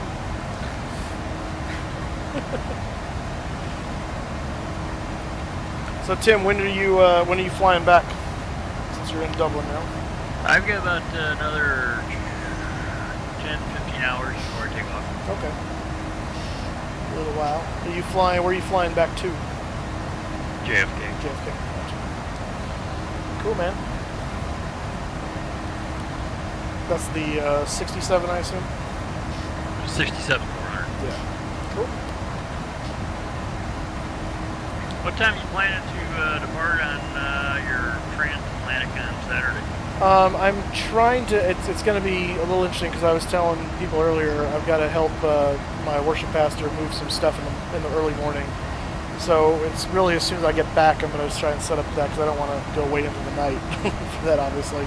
So I'm thinking somewhere between 10 and 11 Pacific, which is probably when I'll finally get on, which is whatever that is, either 10, 11 would be 15 16 Zulu, something like that. I think I'm doing that math right in my head. Yeah, close enough for everyone. Yeah, exactly. Okay. You got your planning done for it already? No, that's going to be tomorrow is where I'm going to really hit that, so that's mostly ready to go. Yeah, if you get any questions, email them to me or shoot me a thing on Twitter. and, Yeah. I'll get back to you when I get in. Cool. Will do. But if you look at that airweight manual, that really does a nice job of both the Atlantic and the European theater flying. Gotcha. That'll be awesome. TSZ Robluxian? I don't know. Where are we right now? Well, we're in the sky. We're at 34,000 feet. We're on the star, so we're on the approach actually already for runway 16 left. Well, not the approach, but the arrival procedure. We haven't started our descent yet. We're still a little ways out from top of descent. We're about, looks like 70 miles or so, by my estimation, from top of descent. And then we'll start descending down. So we're not too far out from Denver itself. Our estimated arrival time is right about 10 after 3 or so Zulu. And we're 2:29 Zulu right now. Now, I didn't realize that's not actual Zulu time. We did start at a different sim time, just so it wasn't dark for the whole flight. So, according to Sim Zulu, it's 2:30. Real Zulu is actually about 4:30. So, we're about 2 hours behind in real time. So there you go. That's where we are. Tyson Harris, huge Boeing fan. That's awesome, man. So am I. So am I. As many Boeing fanboys like myself say, Airbus, fly by wire, die by fire. I just don't like a computer telling me what to do. That's what it comes down to for me. Yeah, it's like with the side stick, like it's all computer controlled. The computer lets you think that you're in control, but you're not. Exactly. It's like a Macintosh. Oh my god. Wow. Exactly. Yep. It's like Intel versus AMD, kinda. Yeah, kind of. Yeah, it's obviously a whole different animal, but yeah. Pointless arguments. Yeah. Yeah, pretty much. Everyone's got their opinion. I also got the sad news recently that the only L-1011 in the world that is still flying is the orbital stargazer that launches the Pegasus rockets. Really? Yeah, there was some African airline that still flew them up to like 5 months ago, but they got their airworthy certificate revoked. So the only one still flying is the Stargazer, which is quite unfortunate.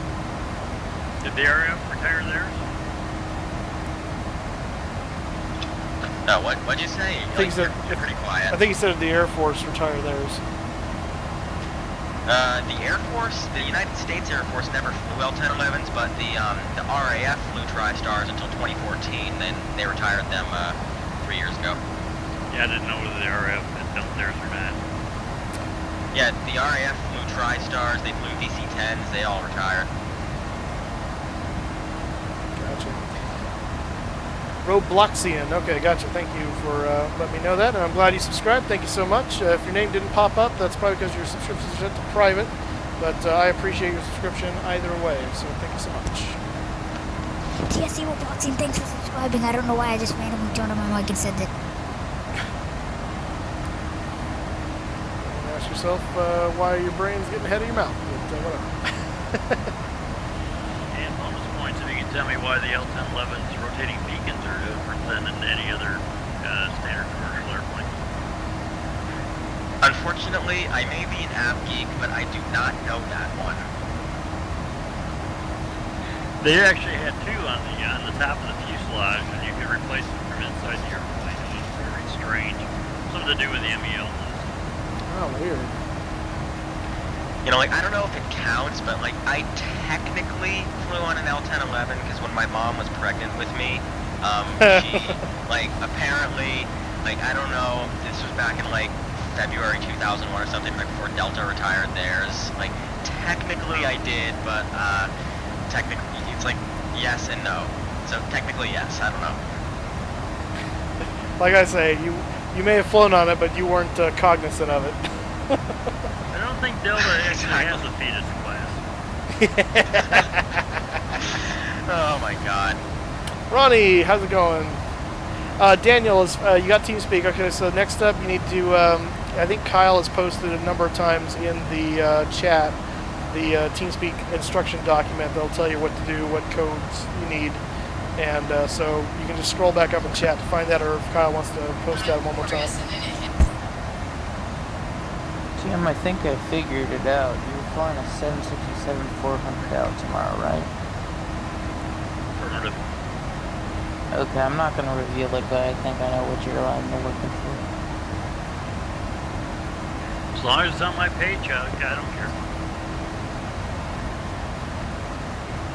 You have no problem with me taking a wild guess? No, we'd rather keep that private, thank you. Alright, I won't do it then. One of my goals in life is to fly an Iran Asimans 727s. That's one of my goals. An Iran what? Iran Asaman Airlines, ASEMAN. They still fly 2 727s on scheduled passenger services from like Tehran to somewhere in like Iran. I don't know. That's one of my life goals. Interesting. and I would rather fly Air Koryo out of North Korea. Oh my god. Unfortunately, if you want to fly Air Koryo's older planes, Air Koryo flies a Tu-204 from Beijing to Pyongyang, so that's a newer plane. If you want to fly like the Tu-154 IL-62, get a flight from Vladivostok to Pyongyang. They fly the older planes on those routes. I don't have any desire to be on any of those routes. Because we must worship our glorious leader Kim Jong-un. The dear leader, get it right. The dear leader. Negative. Missiles everywhere. How is it glorious? Oh goodness, yeah. I'd rather not go anywhere near Pyongyang. Thank you very much.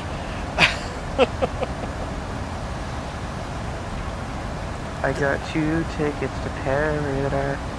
It's not paradise you're going to. Good news for you. Take someone else now. How would you know? It is getting progressively harder and harder and harder to fly on older planes. Supreme leader. It's getting progressively harder and harder to talk without getting stepped on.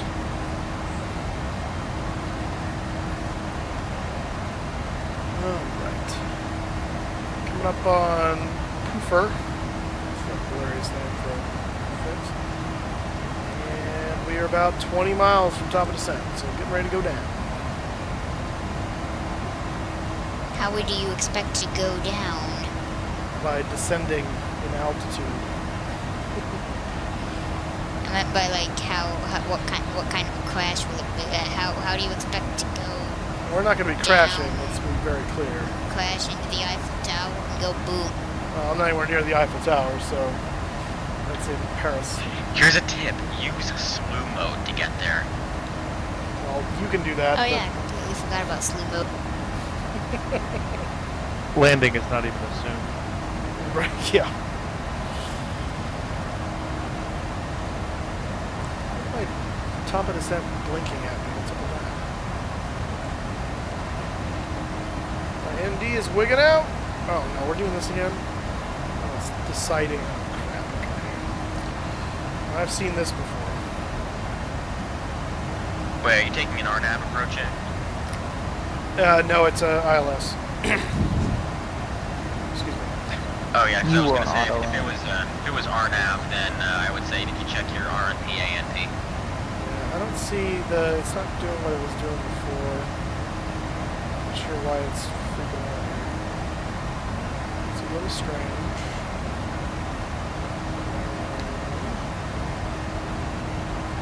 Let's see if slow down.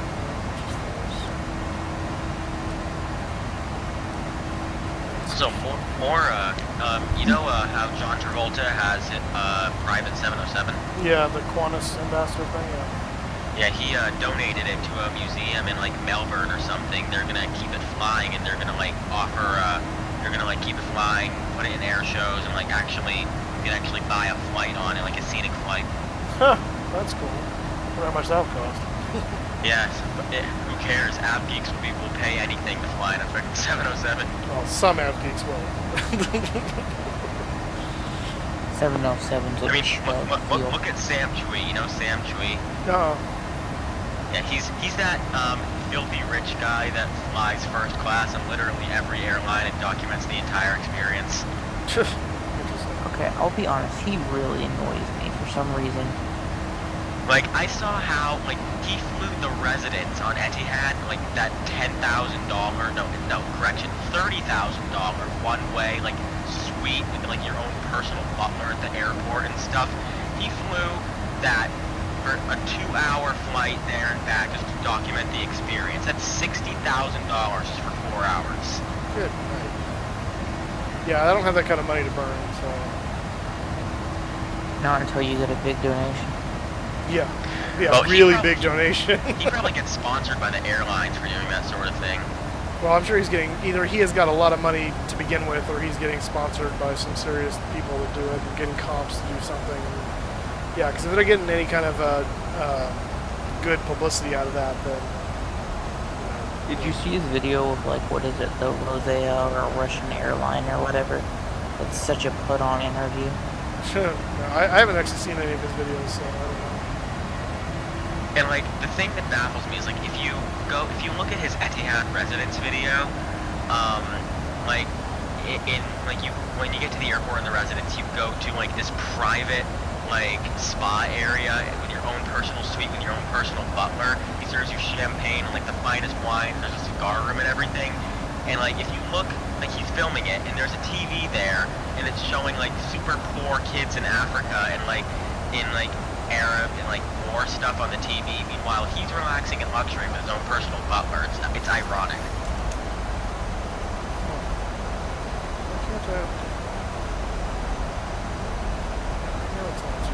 I say override. Okay, I've been listening to the stream and I found out that I can barely hear myself, so I decided to place my microphone even closer to my mouth. I can hear you just fine, but that's me, so... Yeah, I can hear you fine.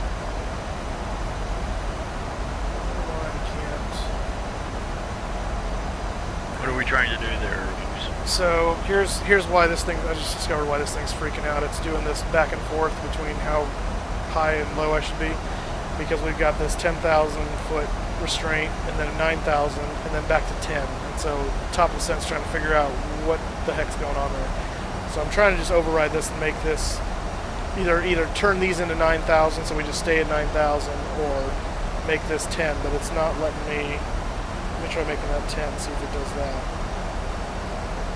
I mean, you could just switch off VNAV and just go to vertical speed and just follow the little oh, there we go. the little green arc that comes back to plot your descent over the waypoint. So that's what I do whenever it does that. Yeah, no, it let me. I was able to get it. It's because I think it wouldn't let me go below the altitude restraint, but I could set the other one to be above it. So now we're fixed. So yeah, if it was going to be a big problem, I'd just do it manually and with the autopilot. But it's fine. So. All right. Also, have any of you been to the Le Bourget Museum in Paris? I've never been to Paris, so no. I've been there. Bet you have.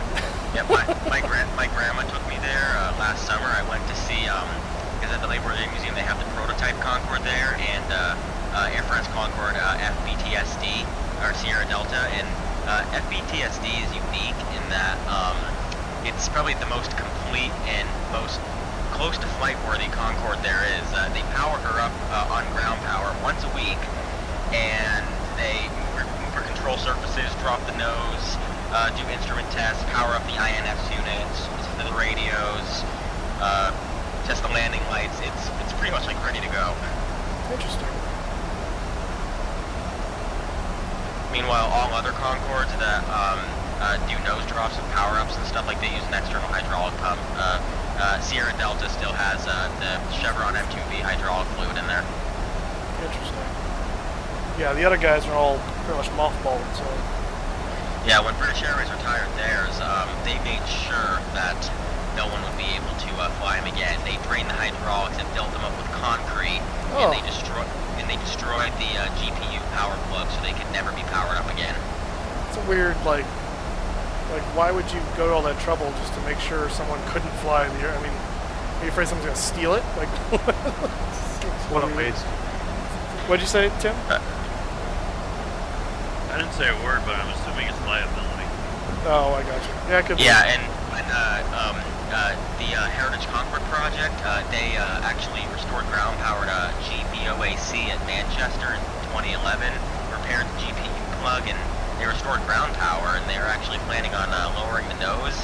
And it was all the systems, like, they tested all the systems, and almost all of them were working, but then when British Airways saw what was happening, they got pissed, and they made them shut down the project. Because British Airways actually still owns their Concorde. They're just on lease to the museums, but Air France sold all of theirs. Oh, gotcha. When's the next stream on this? Next stream will be Friday. Probably Friday late morning is usually what I try to do, so somewhere 10, 11. Pacific time, Pacific Daylight Time. That's the time zone I'm in. So if you're on the East Coast, that's 10, 11 is closer to 1, 2 for you guys. Yeah, if you want to see another interesting ground airplane is the United 727-100 that's in the Science and Industry Museum downtown Chicago, where they simulate a ride from Seattle to Chicago. If you stand outside the airplane, the gear and flaps and everything move. Apparently what they did was when they donated the airplane to the Science and Industry Museum, they got Purdue University students to come in, and they changed all the hydraulics out to pneumatics. So the gear and flaps are all pneumatic driven. Huh. And it really is cool because they have the lights and everything going on too. That's cool. That's in Chicago, you said? Yeah, from the Science and Industry Museum. Same place that's got the turbine U-boat. Oh, nice.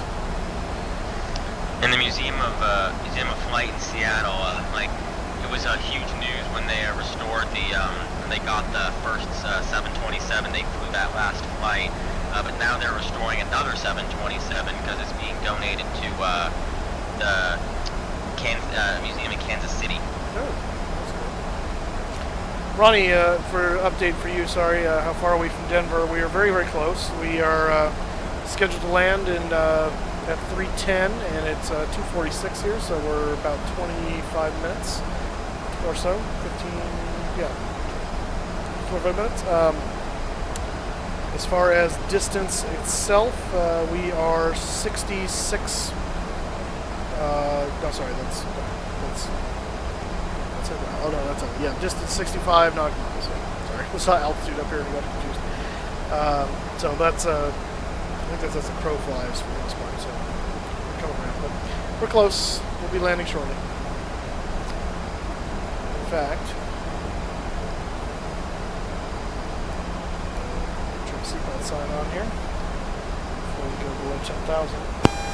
Ladies and gentlemen, we are making our final descent into the Denver, Colorado area. At this time, please return to your seats, fasten your seatbelts, and put your tray tables and seatbacks in their full upright and locked positions. Flight attendants, please prepare the cabin for landing at this time. I love how you make flight attendants. and please do not Allahu Akbar the cockpit. I'm not gonna say that. So you finally got an Instagram? Yeah, I'm not really a fan of it, but I have it.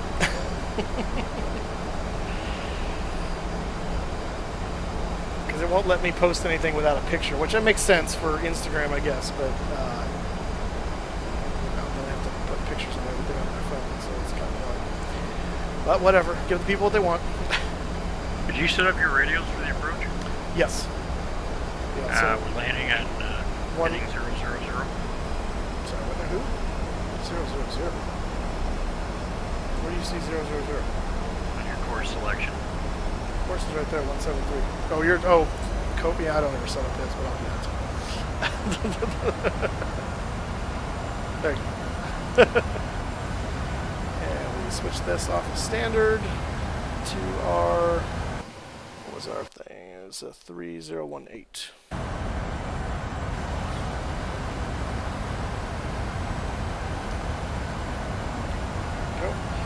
And the other thing I did not do yet, I need to set the minimum surge. Stand by, 16 left. So, 55, 60. This barrel is 200, and there's radio outs in there. So.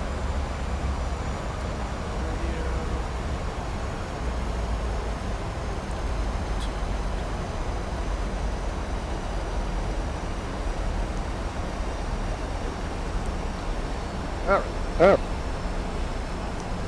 That's not what I'm talking about. I know that's not what you're talking about, but we've got 11110 in the box and the VOR from Mr. Birch. United Airlines for life. Welcome aboard. Are you referring to something else other than those things? Yeah, the course just to the left of your flight director switch.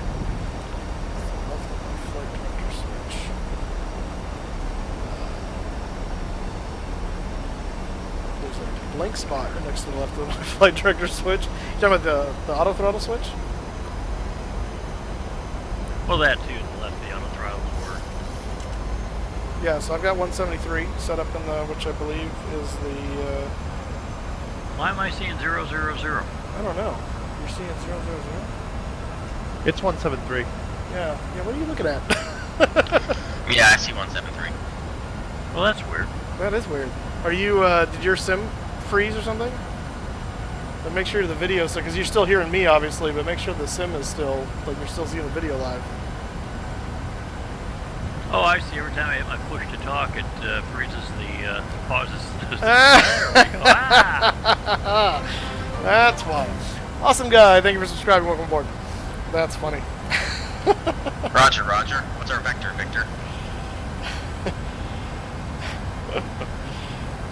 Good old airplane. I just caught up. There you go. Can you fly this airplane and land it? Are you talking to me? And anyone who understands the reference. Oh, are you making the airplane reference? Yeah. Can you fly this plane and land it? I'm not sure what the response that was. All I can think of is the don't call me Shirley.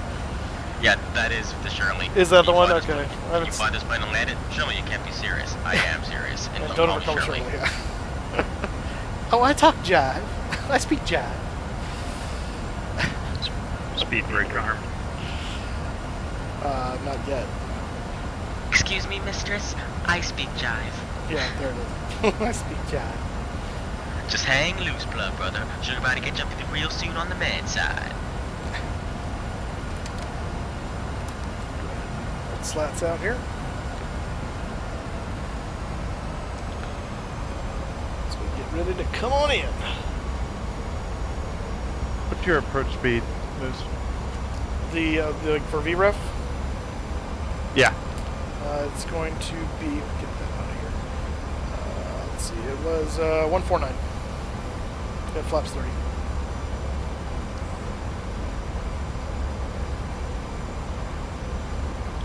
Ladies and gentlemen, as we prepare for landing, please return your tray tables and seat backs to your upright position. We should be on the ground in about 20 minutes. Is that for your flight or for mine? That's for yours. I already told them to do that, but okay. Well, I didn't hear you, so. Fine. And you both missed the part about the flight attendant making it pass through the cabin with the garbage sack. Can you guys hear me? I can now, yeah.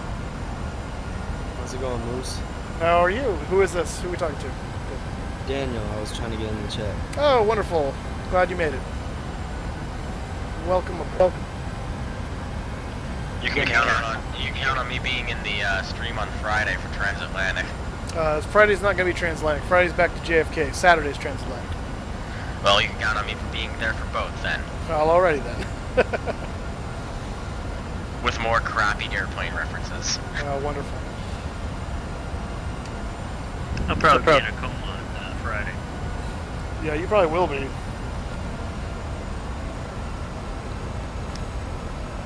Yeah, I'm trying to get in this life, guys. I mean, I don't have a sim yet, but I'm trying to get a good computer built and start getting into it. Yep, that's the first step. You got to get a nice computer because they take a lot of memory. And FSX, it's an older computer, and it's for it was originally made in 2006, and it actually uses your CPU more than it does your graphics card. So yeah, just make sure you understand that premise, because yeah, your CPU is going to be a lot more. If you buy a really top-of-line graphics card and a ho-hum CPU, you won't get a lot of performance out of it. So do you recommend i7 or AMD? That conversation can go back and forth all day. I prefer AMD for me, mainly because for the money, you generally get a pretty good. But you can get better performance out of the Intels, but you're going to spend a lot more money to do it. So it just kind of depends on how you, what your resources are is where that depends on. So yeah, that makes sense. So, but now with and the real kind of game changer now for AMD is the new Ryzen that just came out. I'm really seriously looking at that for my upgrade here in the future. So. I mean, I kind of built my computer from the ground up. It's just, I spent a lot of time building it. I got an i7 7700K overclocked to 4.8 gigahertz, water cooled. I got 16 gigabytes of RAM. I got a GTX 1050 Ti graphics card. It's just overkill, kinda. Overkill, but that's what it takes sometimes for these flight sim stuff. So. Yeah, and even with overkill, at airports like Aerosoft one and Heathrow and the PMDG aircraft, I still only get about 25 frames a second in the virtual cockpit. It's even with the, yeah. Tyson, my birthday is back in June, so it's going to be a while. Same, man. My birthday's in June too. Nice. My 16th birthday is exactly in 1 week from today. Really? Wow. Happy early birthday for you. Hopefully, you'll have another stream close to my birthday, I guess. Oh yeah, we will. So what's the date? What's the day? August 23rd. August 23rd is what day of the week is that? I don't have the calendar. That's a Wednesday. Oh, so we probably will stream that day, more than likely. Happy birthday stream. So there you go. Happy birthday stream for you. Oops. Kill the mic. So happy early birthday. It was your way early birthday. Yeah, for me. Mine was back in June, so I got a ways to go. 16. So you're gonna be getting your driving license, or are you waiting? Yeah, I have my permit papers. I need to go to the DMV to test. Gotcha. Where are you at? Like, what state are you in? Arizona. Remember how I said right. way back that Sky Harbor's my home airport? Yep, I remember. Gotcha. And like, my house is about 2 miles to the north of the airport, so I see all the aircraft on the approach path, and I actually see I see Speedbird 288 come in almost every single night. Oh, nice. That's pretty much the only heavy that ever lands at Sky Harbor. Lufthansa used to do an A340 service to Sky Harbor. They stopped doing that in like 2007, I think. I think we're still running the 7.6 through there out of Minneapolis. I think I know Hawaiian still flies the 7.6 from Phoenix to Hawaii and back. That's Hawaiian Flight 38. I've flown that a couple times.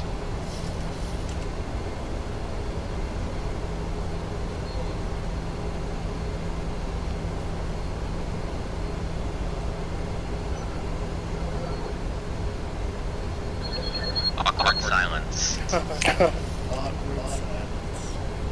Stereo cockpit. I'm in college right now. That's right. That's right. Master's in aviation, trying to be an airline pilot. Oh, nice.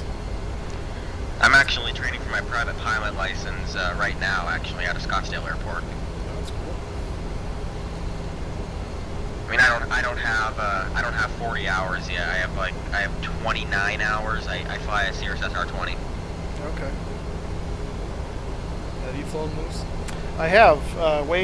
It's been a while. I did flight lessons out of high school as I started enter college, and did solo cross countries in a Cessna 172. I probably have 37 to 40 hours somewhere in there, I would guess, maybe 45. It was somewhere in that range before I ran out of money. Yeah, it is just expensive, I'll say that. And yeah, so just and then life got busy and expensive, and so I just never had a chance to go back and finish. So someday I'd like to maybe do that, but in the meantime, Flight Sim scratches the itch for me. So Nothing wrong with that. that's right. You know, I was on because at Scottsdale Airport they have those free airplane classified listings. I probably saw the best deal for a 727 ever. There's a 727 at Sky Harbor. It's a 727-100. They're selling it for $60,000. Wow. But then what's the maintenance to keep it up? Yeah, true. It's a 1972 727-100. Oh man. Jeez. That's funny.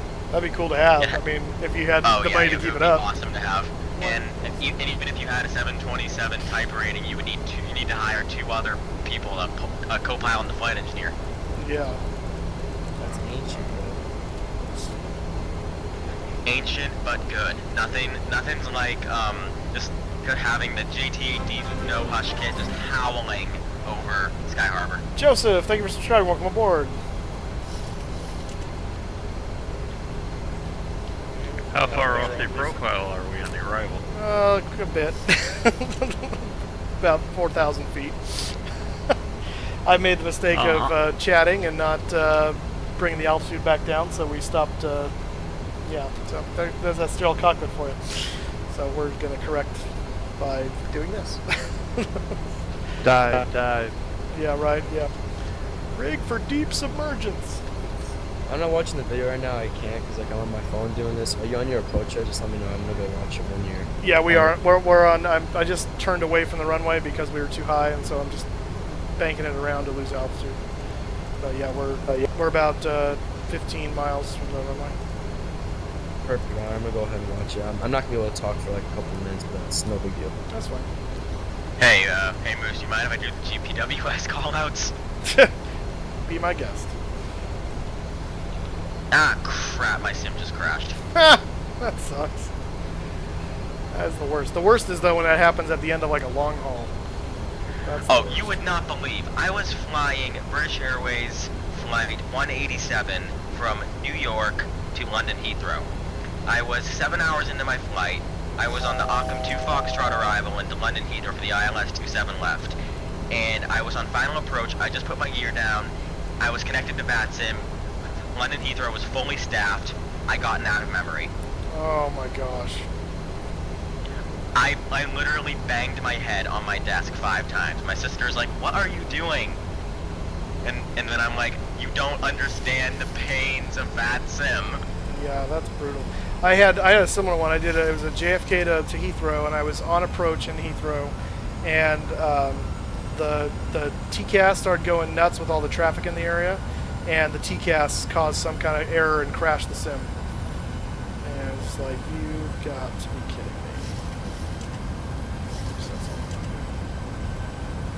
And if you didn't save your flight, then like there's no point. And with aircraft that is pretty much unsavable, like Concorde X, you pretty much can't save your flight because once you load it, oh, yeah, it's like no. all over the place.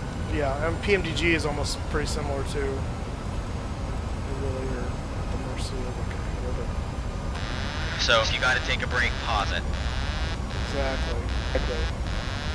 So I know most of the control of how to like fly a plane. Obviously, but like, do you just like play-analyze out how you get good at it? Yeah. That's the best way to do it. Practice makes perfect, so.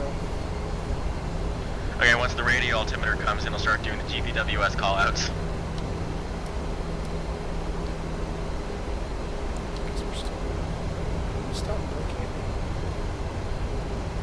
Welcome to Albuquerque. Did you say those words? Albuquerque is actually a really nice place. Well, yeah, but not the video I did to do it. Radio altimeter.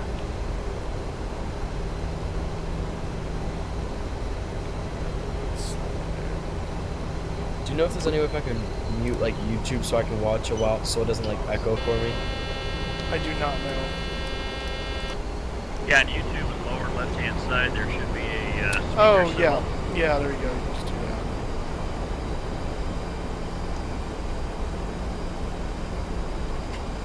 Can't be any worse than my approach to Aspen.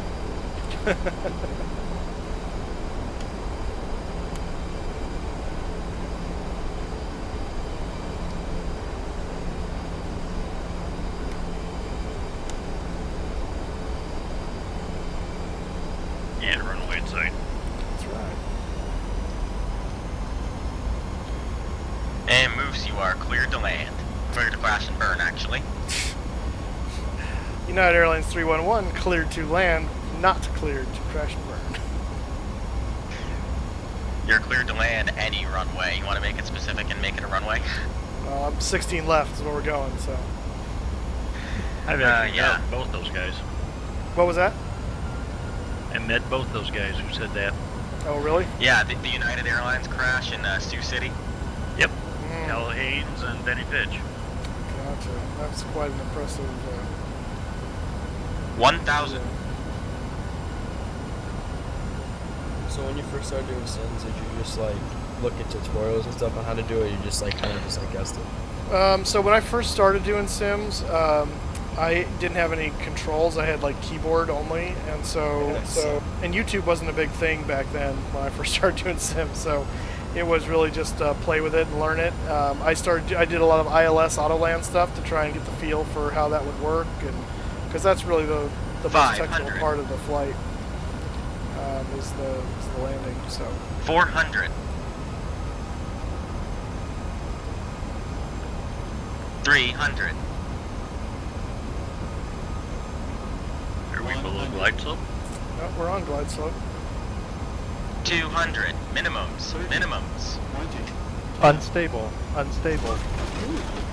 100. 50. 40. 30. 20. 10.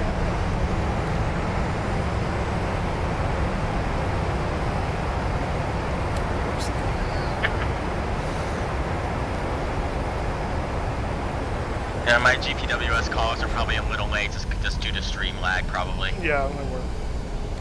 That was funny. I was on the ground. You're going 30, 20, 10. Stream lag. I was just watching the stream. I was doing it by stream, but still, I mean, at least I didn't do the Airbus call. It's 50, 40, 30, 20. Retard. As long as you don't call me retard, we can be friends. That's the way that works. All right, here's Fox 6. So we're clear of the runway. Turn off the strobes here. I guess my GPWS callouts were actually accurate for the people who were watching the stream, like from YouTube. Probably just because of stream lag, yeah. It was right on. Oh, except for me, who froze the display. Wow, were my callouts really right on? Pretty close. That's cool. Wow, I've done that before in other people's streams, and it was like messed up. But this is the first time that I got it right on, according to you. Let's see if Bravo 23. Let's see if we're taking where we're supposed to go.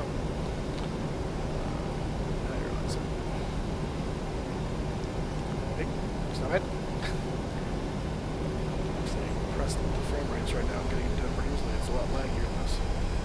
Hello, Captain. We are ready for pushback. No.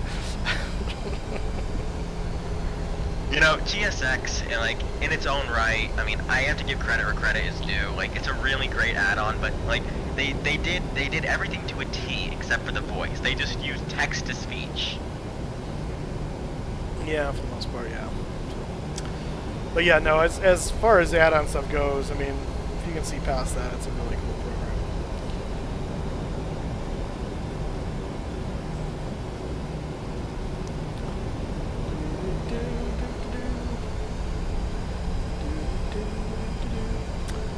Alright guys, well welcome to Denver. We're gonna taxi to the gate here. We're shooting for Bravo 23.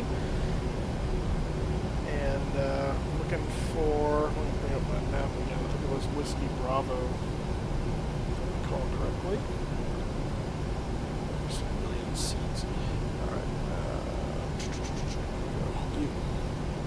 Yeah, Whiskey No. Bravo is what we're looking for. The one place that has a billion SIDS is Los Angeles.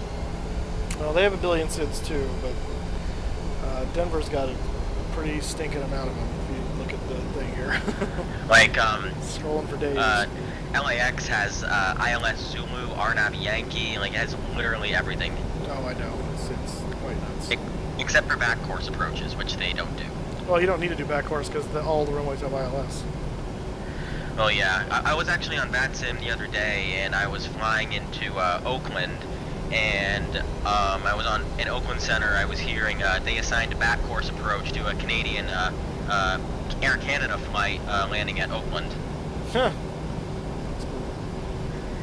And I was actually laughing at myself, thinking that he wouldn't know how to do it because literally almost no one does back course approaches anymore. But to my surprise, he actually did it. Well, I would assume the airline guys all have to be trained on it regardless. So.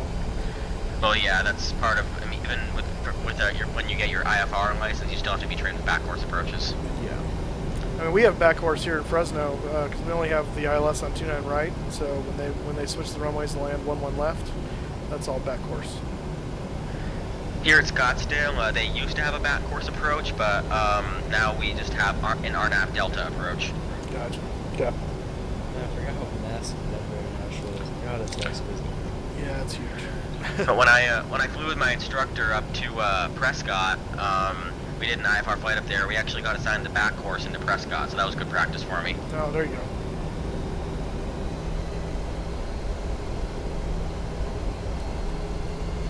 All right, here's Whiskey Bravo. And that's going to turn into Bravo November. And that should take us to our gates. I have old age taxiing in here. I know, right? Actually, this is nothing, though. If you go to Madrid, oh my goodness, that place is sprawling huge forever.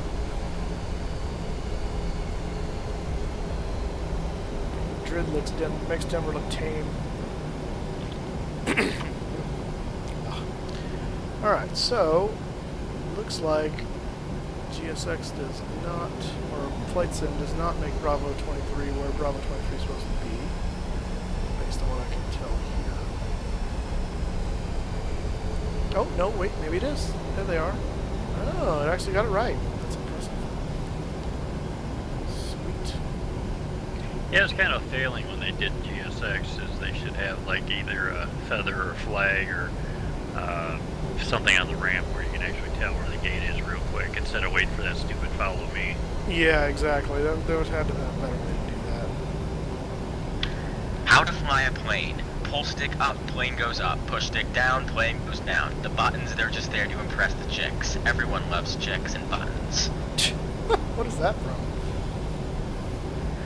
Oh, just from this really old airplane meme. Alright, here's our gate. They didn't have the because I see where I was supposed to be. Fine.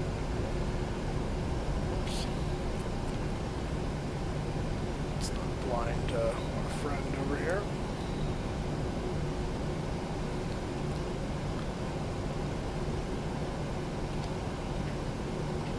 That's pretty decent scenery, actually. This is default. So yeah, considering it's default, it's very decent. Yeah, it's actually it's kind of like the developers at Microsoft, like they make some default airports better than others. Yeah, well they spend time on a few of the big ones, and then everything else gets pooped. I mean, but still, Flightbeam Denver puts the default Denver to shame. Oh well, any payware airport scenery is going to put default to shame no matter what it is. Now all I'm waiting for is someone to release a payware Spokane add-on, because Spokane used to be my home airport before I moved to Arizona. I thought Orbex had a Spokane. I could have sworn. No, they had Orbex has a Phelps Field. That's the regional airport in Spokane. I got you. Okay, that's why. All right, let's get the jetway connected. And we gotta get the ground power on here because there's no reason to do the APU right now. So let's do that. Ground connections, wheel chocks, ground power, air conditioning. Does GSX really rate your parking? Yes, they do. Yep. Now, if you turn off the little thing up here, you won't see it, so, which I turned it off, which is dumb. Jesse Moore, thank you for subscribing. Welcome aboard. So we're going to switch to ground air. We're going to switch to ground power. And we are going to turn the... Actually, we're not going to do that. We're going to kill the engines first. Now we'll turn the beacon off. Oops. Handling light could come off. Wait. Did I turn the beacon off already? No, I did. I hit it somewhere. That's weird. Alright, well, it's off now. Here's a fun little anagram for Delta that me and my friends came up with. Delta doesn't ever leave the airport. Not true in my experience, but okay. And also not true that you came up with it. Yeah, there you go. LMAO, you got me. Well played, Tim. Well played. Now, if you guys know the Meet me anagram at my for own game. Lufthansa, I will be surprised. I would be surprised too, because I don't know it. Let's hear it. Let us fondle the hostesses and not say anything. Ha! Oh, that's good. I'm sure the feminists are gonna love that one. Oh, I'm sure.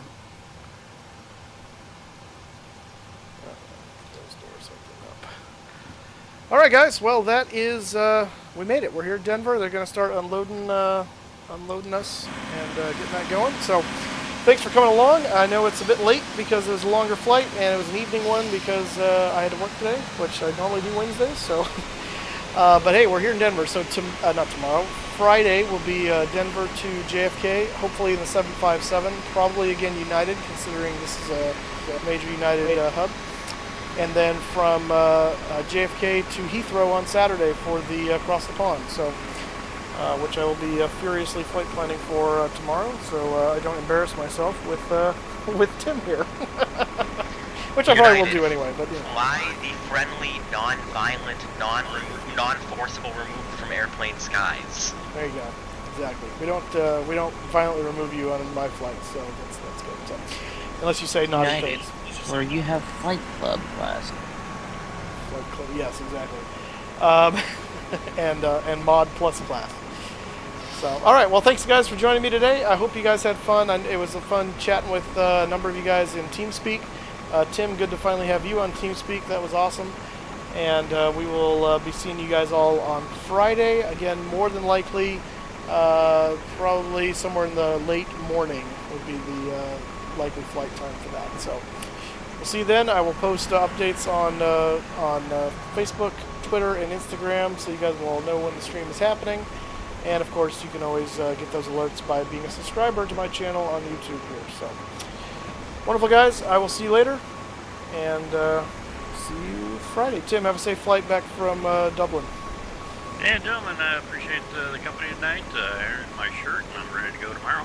And we will talk to you guys on Friday. Take care. Have a good one. All right, thanks, Tim. You as well, sir. Yeah, you all take care. I got school tomorrow. I really should have gone to bed an hour ago, but I just love this channel so much. I had to stay awake. See you on Friday, Moose. Signing off. All right, thanks, guys. So, Moose, you gonna do a United 747 to Heathrow? No, it's gonna be a West Wing because I want credit for my virtual airline for that flight for the length. So. All right, guys. Well, you have a good night, sir. Thank you. You too. Flying Moose, signing off.